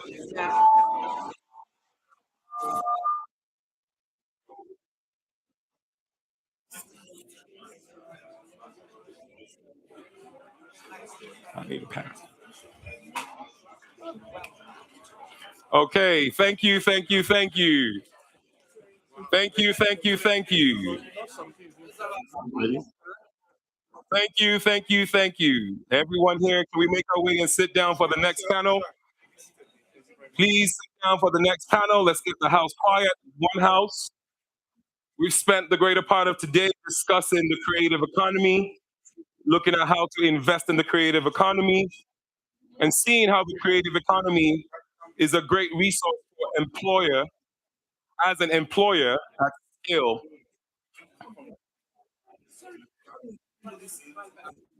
So at this time, I ask for everything to see. This session is very, very key because we've spoken about length, but one thing we haven't spoken about is how do we capture the of the creative sector. To help us do this today, we have our very own Stephanie Coker, Jerry Nokun. A fun fact about Stephanie, she is the first Nigerian person to have her document on Amazon Prime. A great feat. And this is something we actually discussed about that, how do you make the creative economy impactful? How do you, where is the value from influence to income? So she's actually very, very perfect. Ladies and gentlemen, we're going to keep on doing this until we have one house, please. Stephanie has tried in her own career how to monetize influence. And so it is only apt that she is here today to lead this panel session titled From Influence to Income. Ladies and gentlemen, Stephanie Coker. Hi. Good evening, everyone. I believe this is the final panel for today, so I won't take too much time, but this is a very integral panel, a part of the creative economy and cultural exports discussion. So I'll get straight into it by introducing and inviting my panelists to join me on stage. First up, we have Nicole Asinugo, who is an award-winning writer, narrative strategist, and founder of Write Good Stories. She serves as head of communication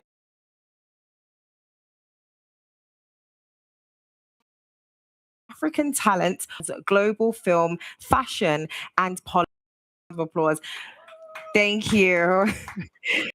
Have Freddie Adimefe. He is the founder and CEO of Magic Carpet Studios, a leading African animation, gaming, and digital storytelling company. A Ford Foundation inductee, he champions authentic African narratives, hosts a creativity podcast, curates cultural initiatives, and has received global recognition for leadership and innovation. So I have to still tell you to clap. Oh. Thank you. Next up, we have Omomi Mokwede.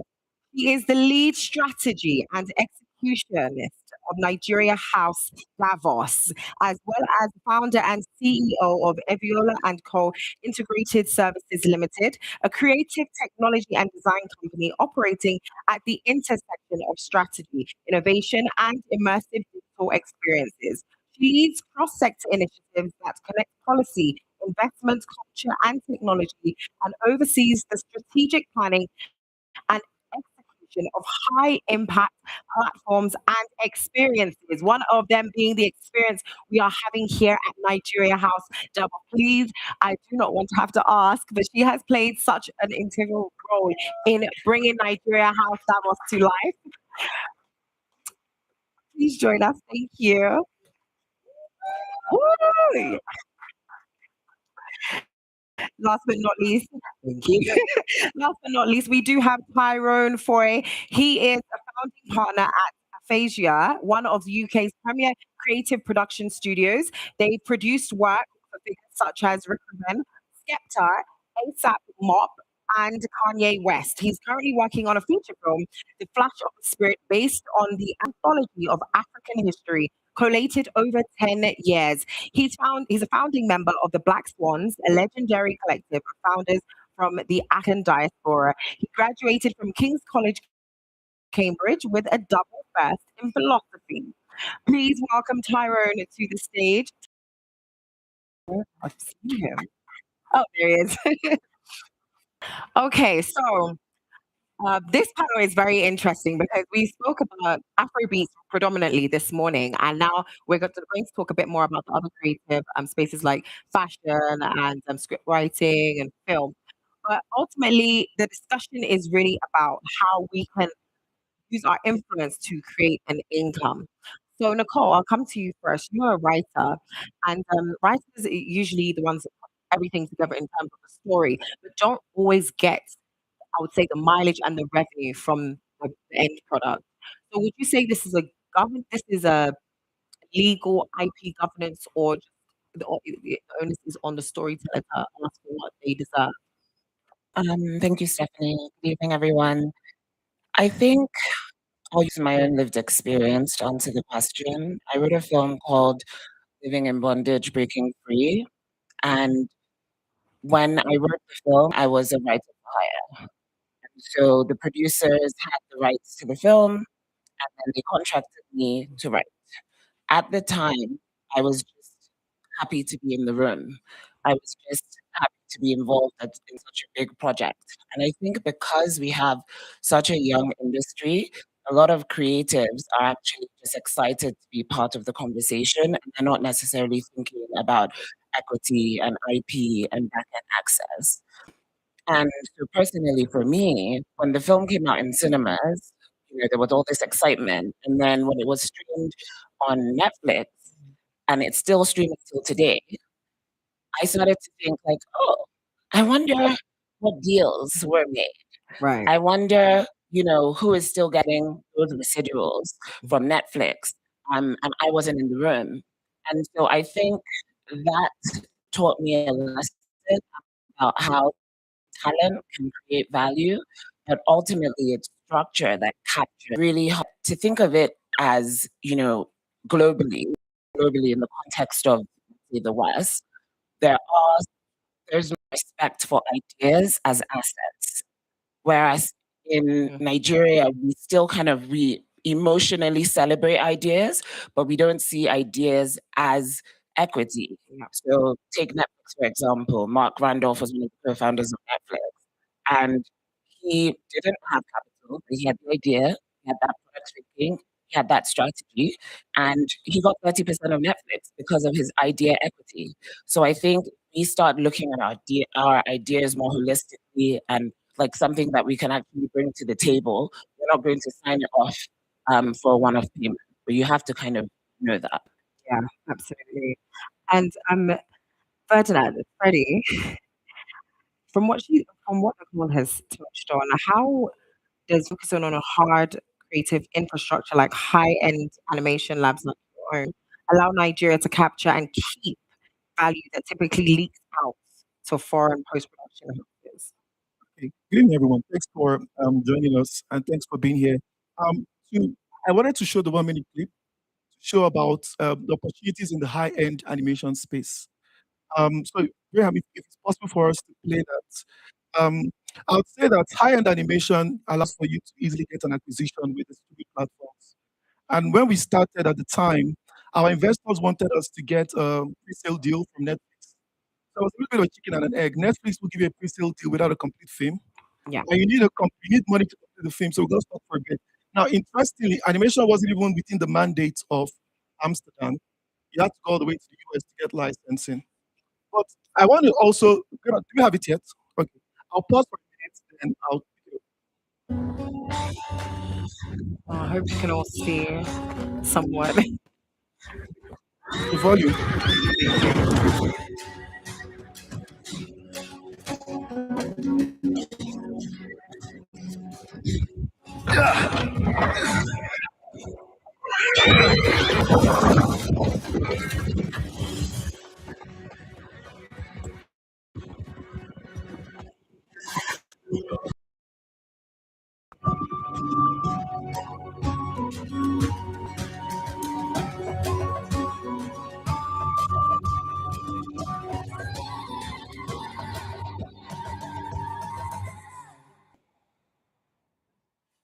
Oh,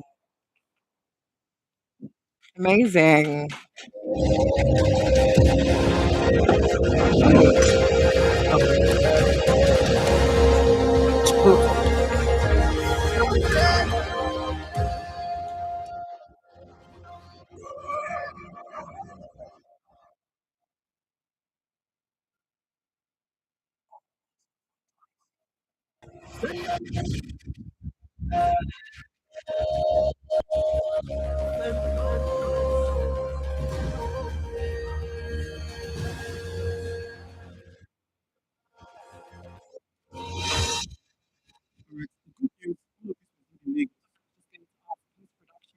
Everything was done in Lagos.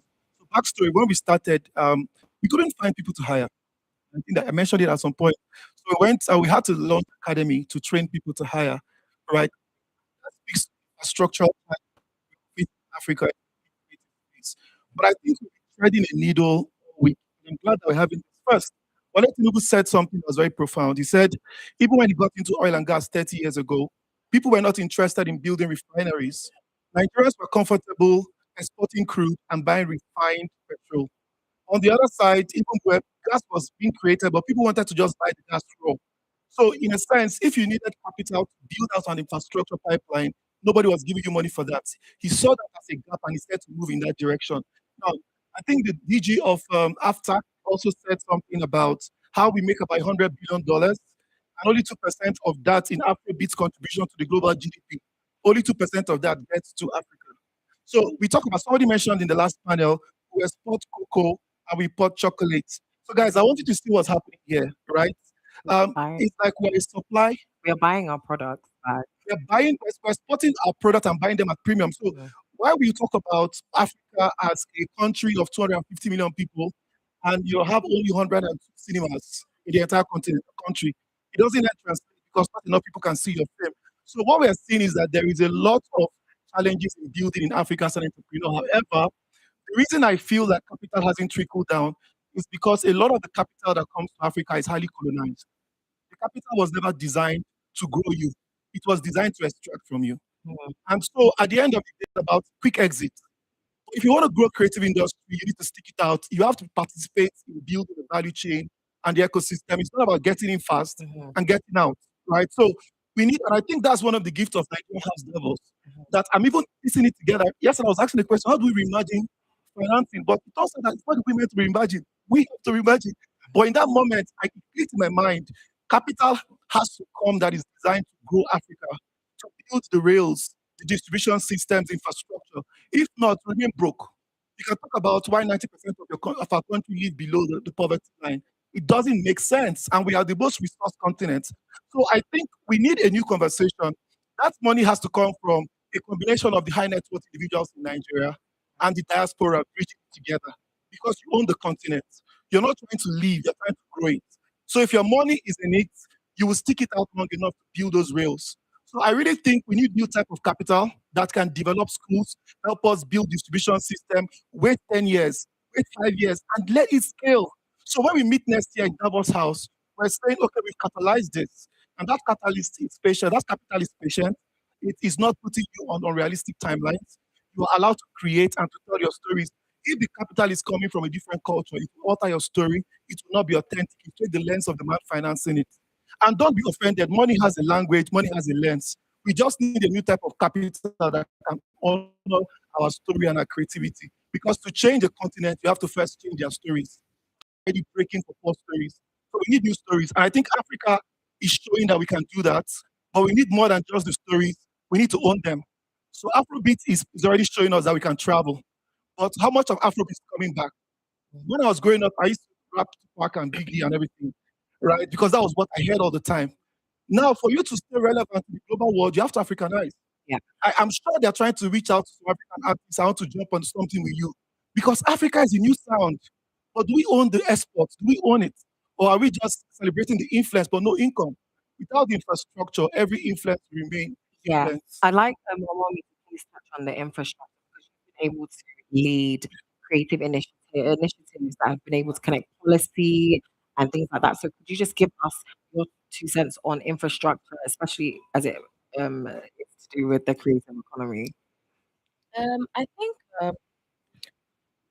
in recent times, what I've been seeing in Africa is we are starting to understand, or Africa and Nigeria, we're starting to understand that systems and processes are for us to actually like sort of turn things out.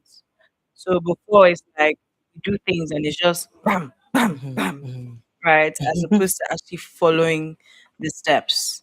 So like what Ferdinand was saying, he started to create. When he started creating, he realized that the specific talent that he needs to be able to achieve create the creations, the things that he's creating were not available. So he had to now start an academy. Now, when you're dealing in the creative economy sector, the infrastructure is extremely important. Like, I'm an interior architect by profession. I'm trained to take people into the future. So before this space was created, we had looked at it, of course, in AutoCAD to get the dimensions. We've raised it up in SketchUp, to look at the 3D. Then we've taken it into either V-Ray or Unreal Engine, depending on what experience you want to have to be able to see what this space would look like. Then we now start to go into the dynamics of actually looking at each and everything, the dimensions, send it to print, send it to that, choose the material, choose the color, and all of this is being done with software and hardware. You know what I mean? So why I'm saying it like that is because it's actually a process. So until we start to sort of break things down into systems and processes, it's it will be hard for us to actually get the Result, results right. or to build the infrastructure required. You see, when you have to understand, especially with our naira, our currency, the in the West, the currency is a lot higher. So if you want to buy, like if you're earning money, for example, in this part of the world, and you want to buy an iPhone or you want to buy a computer, I mean, it's nothing, because your income to what you're making in Africa and in Nigeria, it's totally different.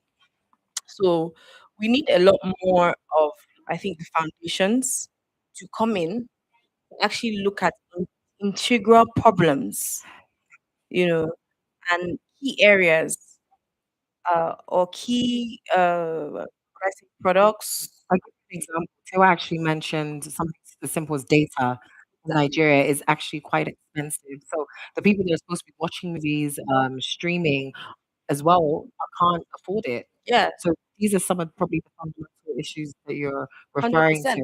And even in schools as well.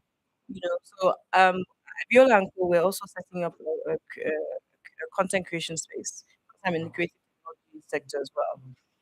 And our aim is to sort of democratize access to digital tools and services in order to revolutionize how people are equipped with skill sets, so software and hardware. Okay. So, for example, to build a proper system like that can render the level of creation that Ferdinand is working on, is like you're looking at least $10,000-$12,000, right, for one system, if not more, depending on your configuration. Now turn that into naira. Which young person can afford it? So I feel like if we want to actually like make a change in Africa, we have to look at specific sectors and provide the tools that those sectors need to sort of propel and grow. I don't know if that answers your Well, question. it does. And I think hopefully Tyrone can help us a bit here because you're based in the UK, but you've been able to tell stories of African descent, like the one you're working on right now, The Flash of the Spirit, which is rooted in a decade of African history. So, as you develop this, how do we build production studios in Nigeria that mirror successes of the standards of the UK, but ensure that with the African creators? difference between the diaspora and all of our family. I think when you're in African context, you grow up on a farm. The idea of asset is very simple, but when you're in the diaspora, it's not the same case anymore. People that come from the diaspora, at least my family, myself even, right? People who've lived for generations in the diaspora, they come practically with nothing, right? Other than their name, maybe, a skill set that they have, and maybe some income, some money that they saved before they came. But the key interesting thing here is that they've understood that the asset of being African is not something that is physical, which is, I think, a great trauma that we carry since the days of colonialism. Colonialism has put us in a position where we were stood at the center of the world, and we're because we have physical resources that nobody else has. We have diamonds, we have gold, we have whatnot. This became the core of our exploitation. But it actually distracted us from the role that Africa has always had in the world, was that of narrative making, right? And I think this is something that the diaspora understands very, very well. The diaspora, I mean, look at the stories that move people every single day. Look at how many people are telling stories that are originated in an African and a Black experience, but they don't share that experience, right? How many people say, you ask someone a question, who's the most ambitious person you've ever heard about? They say, Muhammad Ali, for instance, right? He's an African. Do you see what I'm saying? The greatest asset that we have is not our body, it's not the physicality, it's not the materiality that surrounds us. The greatest asset of the African has always been his spirit. Hence the title, The Flash of the Spirit, right? The Flash of the Spirit is a very interesting book. It's a book, you guys, the audience, Jean-Michel Basquiat, right? The, New York painter and whatnot. Again, diaspora background. One of his family members is Dominican, the other is Puerto Rican. He's fully African, right? But the book that allowed him to weave into all of his paintings deep, very deep symbolism from African culture was titled The Flash of the Spirit. And it identified exactly that everything the African continent has in common, the narrative that the African continent provides to the world, is that of the spirit. It's that of enlivening things. And this is what the diaspora understands. And what I think we have to understand as well when we're talking about how to improve the situation back at home.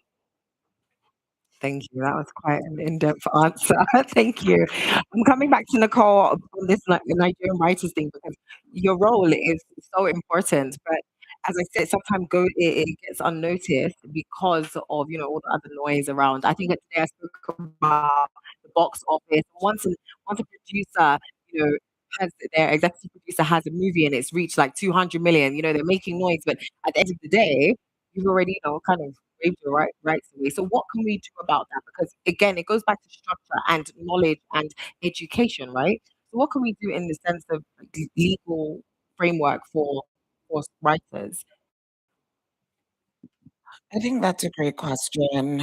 I think the more we mention systems and structures, because it starts from the foundation. So in the West, like for instance, residuals that exists if you license or redistribute or rebroadcast a piece of content, then the writer gets paid.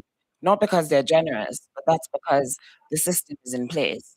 But Hollywood doesn't have that system. I was thinking about this earlier today, and I think it has something to do with how Nollywood started. It was more about output and visibility, and it was like about speed. It wasn't about tracking long-term data. So you need to be able to have those systems in place. We do have a guild. However, I don't know how many writers are on the guild, and I don't know how effective the guild is. But we do need some kind of regulatory bodies that are protecting writers. There's a lot of conversations that happen with platforms and individuals that shouldn't happen. A large streamer shouldn't be approaching a young writer, Right. and having conversations because you're going to negotiate badly. Yeah. So you should be in the room with people who understand intellectual property, people who understand how to get you a good deal. So I do think we do have platforms like the Film Festival AFRIF. They have amazing panels and they always invite people from CAA or like Yeah. bigger like United Talent and stuff. And people are starting to understand the difference between having an agent versus having a manager. And having a manager will then enable you to understand how to have those bigger conversations. You shouldn't be on your own, and a lot of creatives are on their own. So I would say we need to build that system, and it takes more than the creative to do that. There are bodies that need to be in place, but just on a autonomy level, I do think that you have to understand as a creative what you hold. Michaela Cole, British Ghanaian writer, she famously declined a $1 million deal from Netflix to buy her script. And everybody was like, what? Yeah. But she understood what she was holding, and she eventually had an amazing deal with HBO and was able to retain her IP. I think that is an amazing story of, being confident about what you hold. But at the same time, we have to be realistic, right? Most writers in Nigeria are underpaid.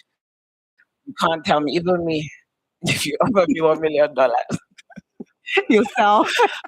you you just have to be honest, right?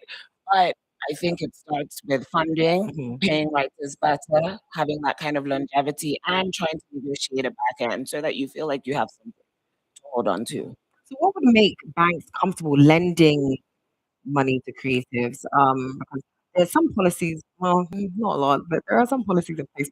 What do you think we need to put in place for banks and other and people, investors, private sector? What do we think we need to do as creatives outside the structure that we've spoken about? Because we've spoken about Yeah. infrastructure. Mhm. I think there are opportunities. I do think there's a lack of trust between the average creative and, for instance, the government. Like somebody in the creative economy was telling me that nobody's applying to this fund. There is a fund, and nobody's applying because we just assume that Nigeria is going to give us money. No. Yeah, but I think maybe that's why people aren't applying as well. We're gonna stick for another day. Yeah. But yeah, no, but it's Yeah. true.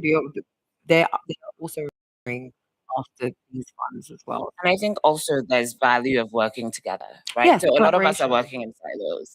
And I know Freddie has tried to work with me. I'm sure he's giving me side tried to work with me for a while, and I think like you're a filmmaker, you're a writer, we need to come together and have larger conversations. That way, if we come as a collective and we're going to investors, then we come from a stronger place. And, then I think investors will be more comfortable. Absolutely. I think there's any role that government needs to play in terms of IP because it's great now that we have better laws in place for piracy because that was a really big issue in Nollywood and music where people just really could get your IP and just do anything with it. Do you think there's still more things, policies that government could put in place to help creatives protect their work? I think that the government is doing quite a bit now. There have been some IP policy. I mean, there is something around co-production now. There, again, recognizing IP is one thing. Recognizing IP as something that can be collateralized is an entirely different ballgame. So our problem is not so much about passing IP laws, is that your financing institutions are yet to accept IP as bankable. You have to collateralize it with some kind of asset. So you get into that point where there's a bank. You have to get a bank guarantee to do that. But what is an IP and what makes an IP valid is the important aspect. And I think an IP isn't just about a character or an asset. It's about the myth. It's about the meaning. It's about the depth of the story. And I really think that when I spoke earlier about colonizing our minds, I wasn't really talking about colonialism as whiteness.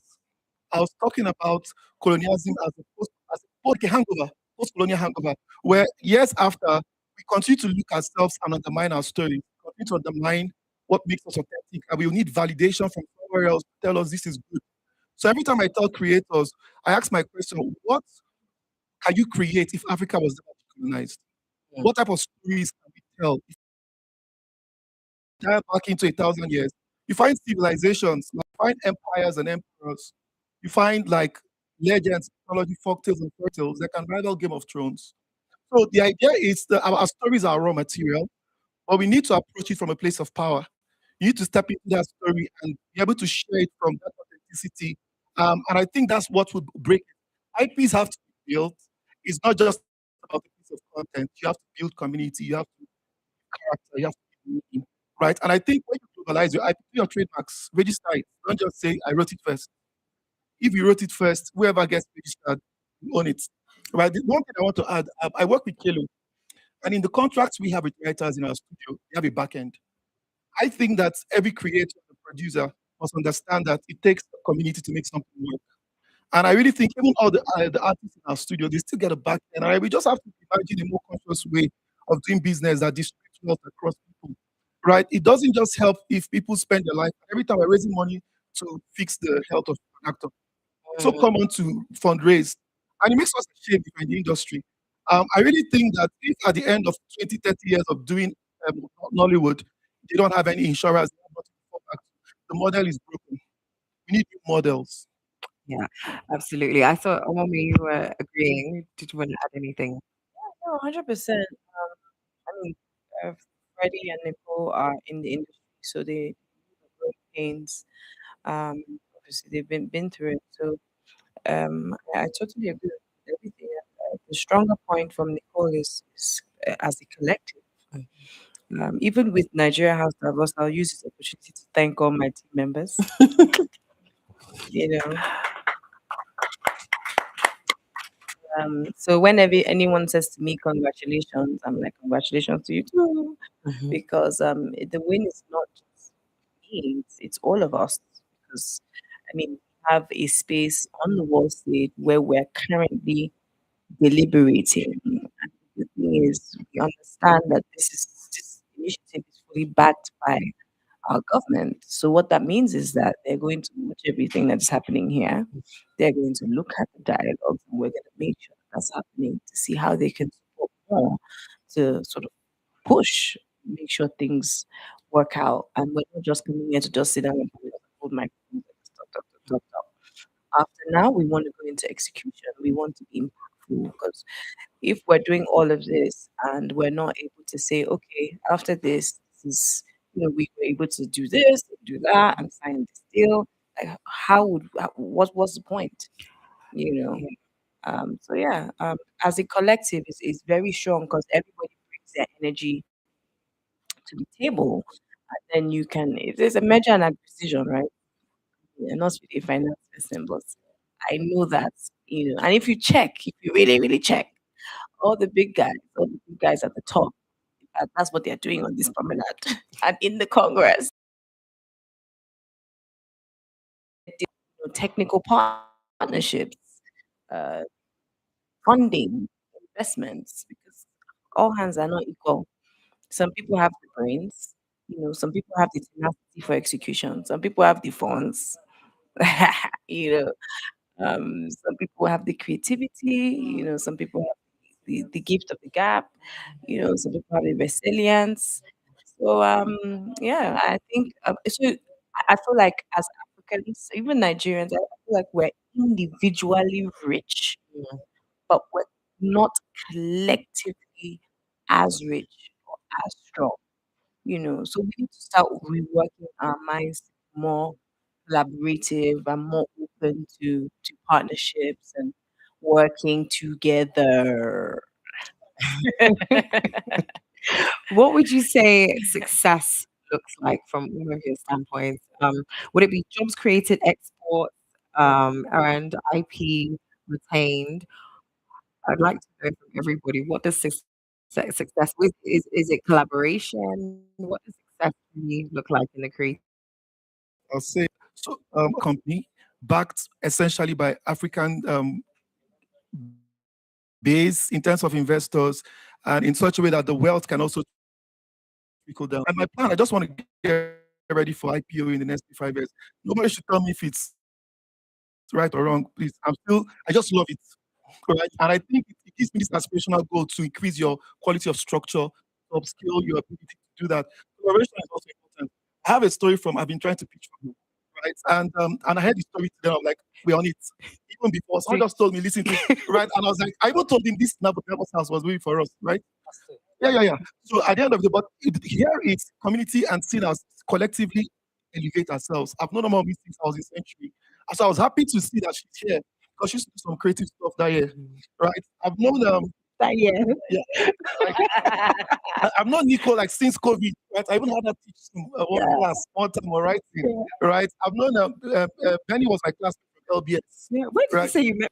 Because he knows everybody from back in the days But my point before we made it. the point again is that it's a journey, and like even Zin and I have been friends for 50 years. But my point is rooting for each other, Yeah, like showing up for each absolutely. other is how we get ahead. Yeah. Yeah.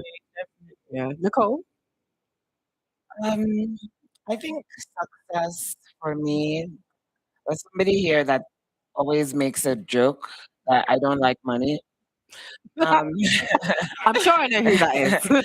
And I think because this answer isn't money related. Passion. It's passion. Passion. I think True success for creative. me is dignity, human dignity. I think that's what stories ignite.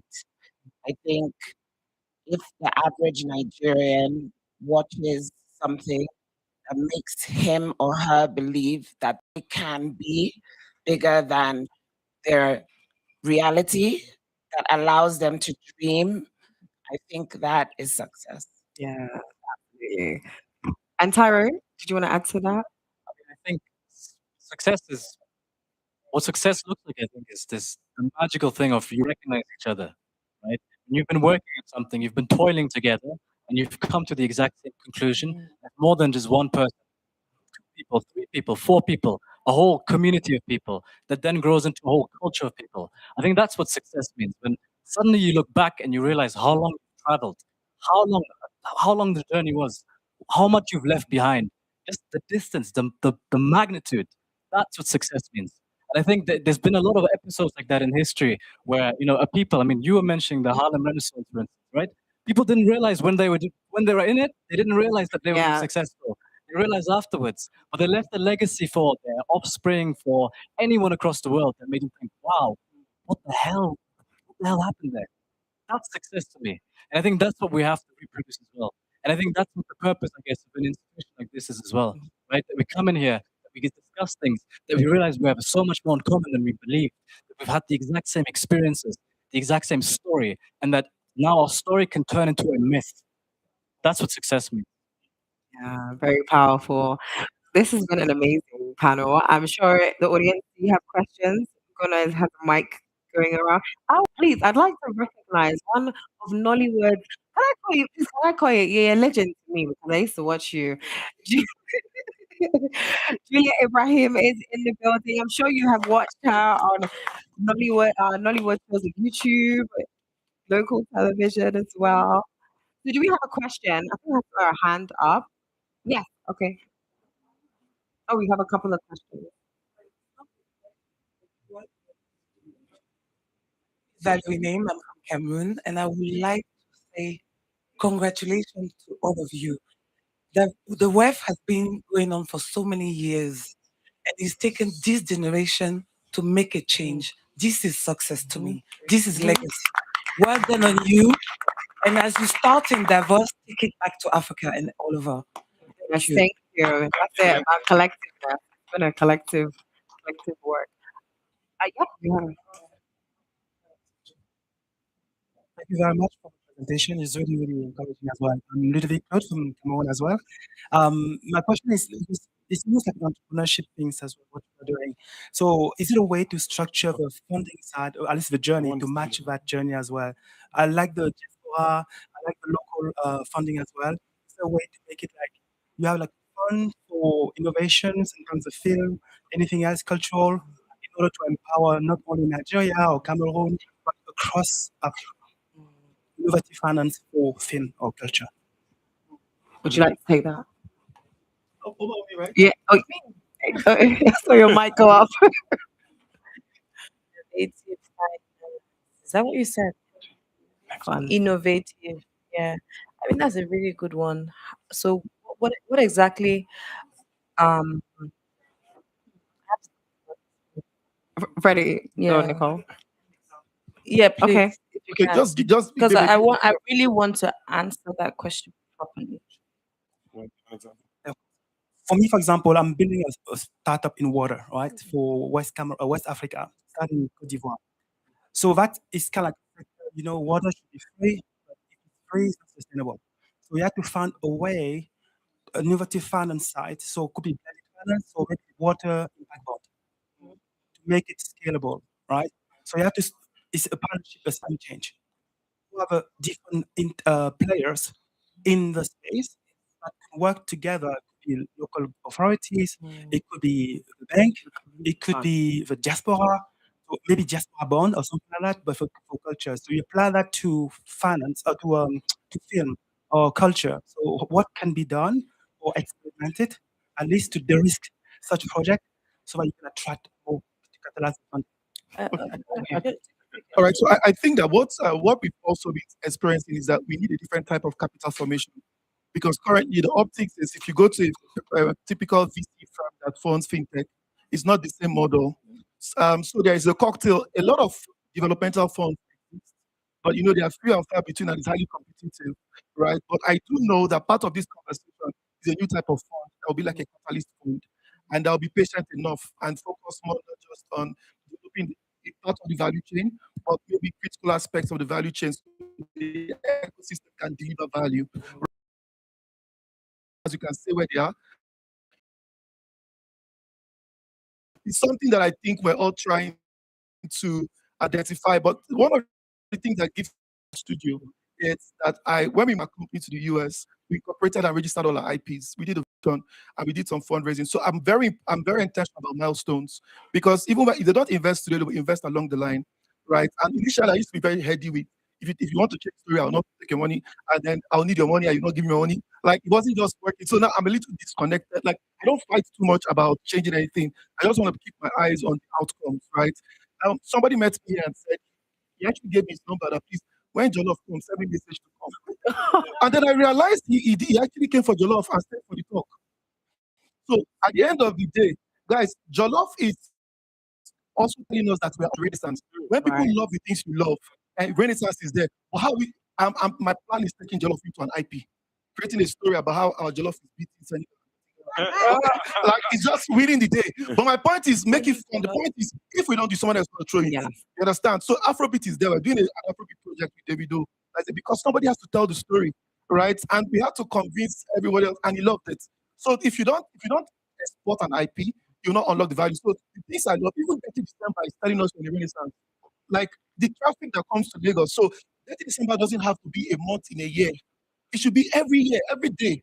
Like people should be 30 every day. Like you can eat in restaurants, like you can eat in restaurants, you can buy merch. So the first time they came, there were no merch. People just at a concerts. This year there were events. People were eating in restaurants, people having different stuff. So we're catching on. And there was less traffic. You understand? So this year again, it's get bigger. So when you see Dirty December, when you hear Jollof trending, when you hear Afrobeat, we are in the Renaissance, an African Renaissance. The point is we have to own the structures that deliver the value so we can trickle wealth for our community. Yeah. Yeah. 100%. I think I have something to say. Just your question was about what are the models of funding that exist in the creative industry. I think a very underappreciated aspect of all of this is that the creative industry is not an industry separate from all the other ones. Yeah. And in fact, it's not true of any industry at all. The whole point of industry, of economy, is that it's one body. It has different parts. The creative part has an aspect to play as well. In the same way that, I don't know, your left foot, you might not use it that much. I don't know. You might not look at it. You might not even take your socks off like on a daily basis, but you're still using it to walk. You know, you need it as much as every single other limb. But the thing is that I think what people need to start looking into is how the creative industry is required to consolidate other industries, right? This is the way in which you see this in startup, for instance, right? Nowadays, it is impossible to launch a startup outside of pre-seed stage without making something like a promotional film, right? We're no longer in the age of advertisement. We're no longer in the age of short snippets of posters. We're in the age of narratives. This is what the creative industry is always about, and what the creative industry, what everyone requires from the creative industry. So this is the exact avenue in which these funding models have been explored. I think we have another question. Two more questions. So we have two questions. We have a comment to support something that was said, and then we'll move. Hi everyone, my name is Collins. What I want to add on the creative finance, I do creative finance. I finance creatives, right? You have your IP, you have your wonderful idea, right? But if is your idea are you documented? Are you organized? Nobody's going to give you their money without you having a proper documentation, right? You have the right people. How is it cash flowing IP, right? So if Netflix wants to buy your movie and Netflix is giving you 100 million to do that movie, they might not give you that money immediately, but they say, we're going to give you. So for them to say they're going to give you a letter of intent, right? You can come to the bank and say, okay, I have a Netflix letter of intent for 100 million USD. Can I get a 60 million to back it up? The bank will give it to you. IFC has about 500 million funds for African creatives. But the thing is that most of the creatives, they think they just have the brain, they have everything. Yes, they are very smart, but you still need the nitty gritty. You still need to put your business together. You need to have a proper plan for you to get that fund. So if you don't have that plan, nobody's going to give you the money. Remember, this money are people money when you reinvest it, right? So it's not what do they call it? Yeah, It's free. so It's not a grant. it's not a grant. So if you want to get a creative fund, get your documentation right, and the money will come. Yeah, Okay. very good. I'm sorry, just to buttress Constance's point, very, very good point from a financing perspective. But before you get to that level, it takes a lot, and you must have a product. You cannot. I mean, Ferdinand just talked about jollof. This is a product. A creative person designed this packaging. If you didn't design the packaging, I probably won't know that it's called particular pinning particular. A graphic designer had to work on this.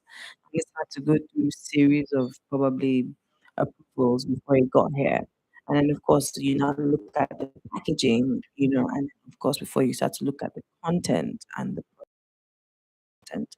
Now this is a product and it's celebrity good. I use it all the time. My daughter loves it. So I think for creatives, especially when you are at your pre-product, and when you're trying to get to your MVP, depends where you live, but truly depends where you live. But I think grants are actually better initially for creatives because what that does is that it allows you, yes, to Yeah. de-risk and it reduces the pressure. And like Ferdinand was saying earlier, creatives are very heady, very stubborn. It's my product. I want it like this. It has to be like that, but not necessarily. You now find that in the time when you're building the product, you start to understand what your customer or your end user actually needs, right? And then you now start to develop your so your user UI UX, your user experience. Um, so yeah, so initially for a creative, I would definitely always advise try and look for grants or get funded by Yeah, family that's or what they friends. do. Try and build a product, you know, build it to a point where you can actually scale it, right? And then when you're able to do that, then you can now start to position for financing and VCs. Nobody should be in a hurry to run to a VC. In fact, no business should be in a hurry to run to a VC too, as far as I'm concerned. You have to sort of build bootstrap, that's the word. Yes, bootstrap, incubate, collaborate, try and think outside the box, come up with initiatives like Nigeria House that one. Yeah, but yeah, so yeah, I mean, so I think for financing, because it's dicey, as a Christian, we don't want to get too roped into that, and then you now start to struggle, and then you are not creative anymore. Yeah. And then, of course, systems and processes are super important. I think we said something before, and it's like, but will they be able to get it? You have to Yes, always have right. your paperwork Mhm. in place. Make sure that all your things are done correctly, and just have a pace and create milestones. Yeah. Just work with that. That's my advice to Okay. creatives. All right, thank Thank you. you. You have Hi. another question? One more question, Uh, right here at the back. I'm just had a comment. My name is Gail Davis. I've been working in the creative field for I'll just say enough years. Okay, but I think we have to look at the culture. I've worked with a lot of Motown artists raised me. Okay, so I hear a lot. I got to get there. Artists are actually not heady; they're just creative. And so, if you want to start out, you need to have a plan. That's not the way to go. Barry White was one of my mentors, and that's not about name drop. It's believed in his own music. So that's number one. Number two, I teach AI as well, but I don't believe in AI with your art. But because if you want to do something, you can start as small as what Mr. Collins was saying. What is your artist plan? How much money do you need a month to live? How are you going to create that plan? What is it going to look like? Where you see yourself in 1 year, 3 years, and 5 years? Do you want to make this a full-time living? If you are in Africa, look at how you can reach out outside of Africa and share your music and so forth. You talk about Harlem Renaissance. I grew up in Harlem. So a renaissance is you being successful at what you believe your art is, and you can even start as small as doing small videos and charging people $1 to watch it, okay? Or whatever it is in Nigeria. But you can start there, and then you build your plan, your own business plan, and realize as an artist you are a business, and you need to have the right people around you who are going to support you and allow you to have your creative process. So if you look at people like Nelly and Ashanti, they do their business well because they keep to themselves, they're quiet, they keep it in-house with a certain amount of people. Miss Douglas manages her own daughter, Ashanti, for the last several years, and she's very successful as a result. She owns a fintech company. That's public knowledge, but people don't know that. So know what you're building with your business and have something that's there that's sustainable. And don't have your head in 10 different directions before you start. And that's just a little bit. I'll just leave it there. Thank you so much. Thank you. All right. And that was our last question for this evening. Please, a round of applause for our amazing panelists. We'll now be doing a photo op. Can we have members of the press so we can take pictures? Thank you. Thank you.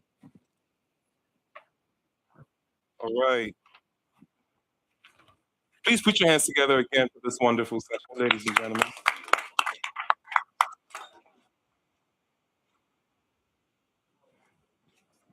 So I guess when the panelist said that, somebody said to her, it's like, you don't like money. I think that person was right because we're learning that you got to learn to walk with the holes in your shoes. So you got to put in the work, and the money doesn't come right away. It's a byproduct of good work. We thank you guys very much for this. Ladies and gentlemen, we've come to the end of today's session. I want to thank everybody for being a part of the Nigeria House Davos. I want to thank everybody that was a part of today's session. Again, we've agreed that the creative sector is one of the fastest growing service sectors out of Nigeria, out of Africa. And it's a pleasure that we've been able to see how we can make that even grow faster. We look into building the right atmosphere that is conducive for the growth of these things. We've come to the end of our panel sessions for today. The house would be closing shortly. We again want to thank everybody for being. We do have event later on tonight. I believe the link is on Luma. No? Okay, I've been told. Okay, well, sorry.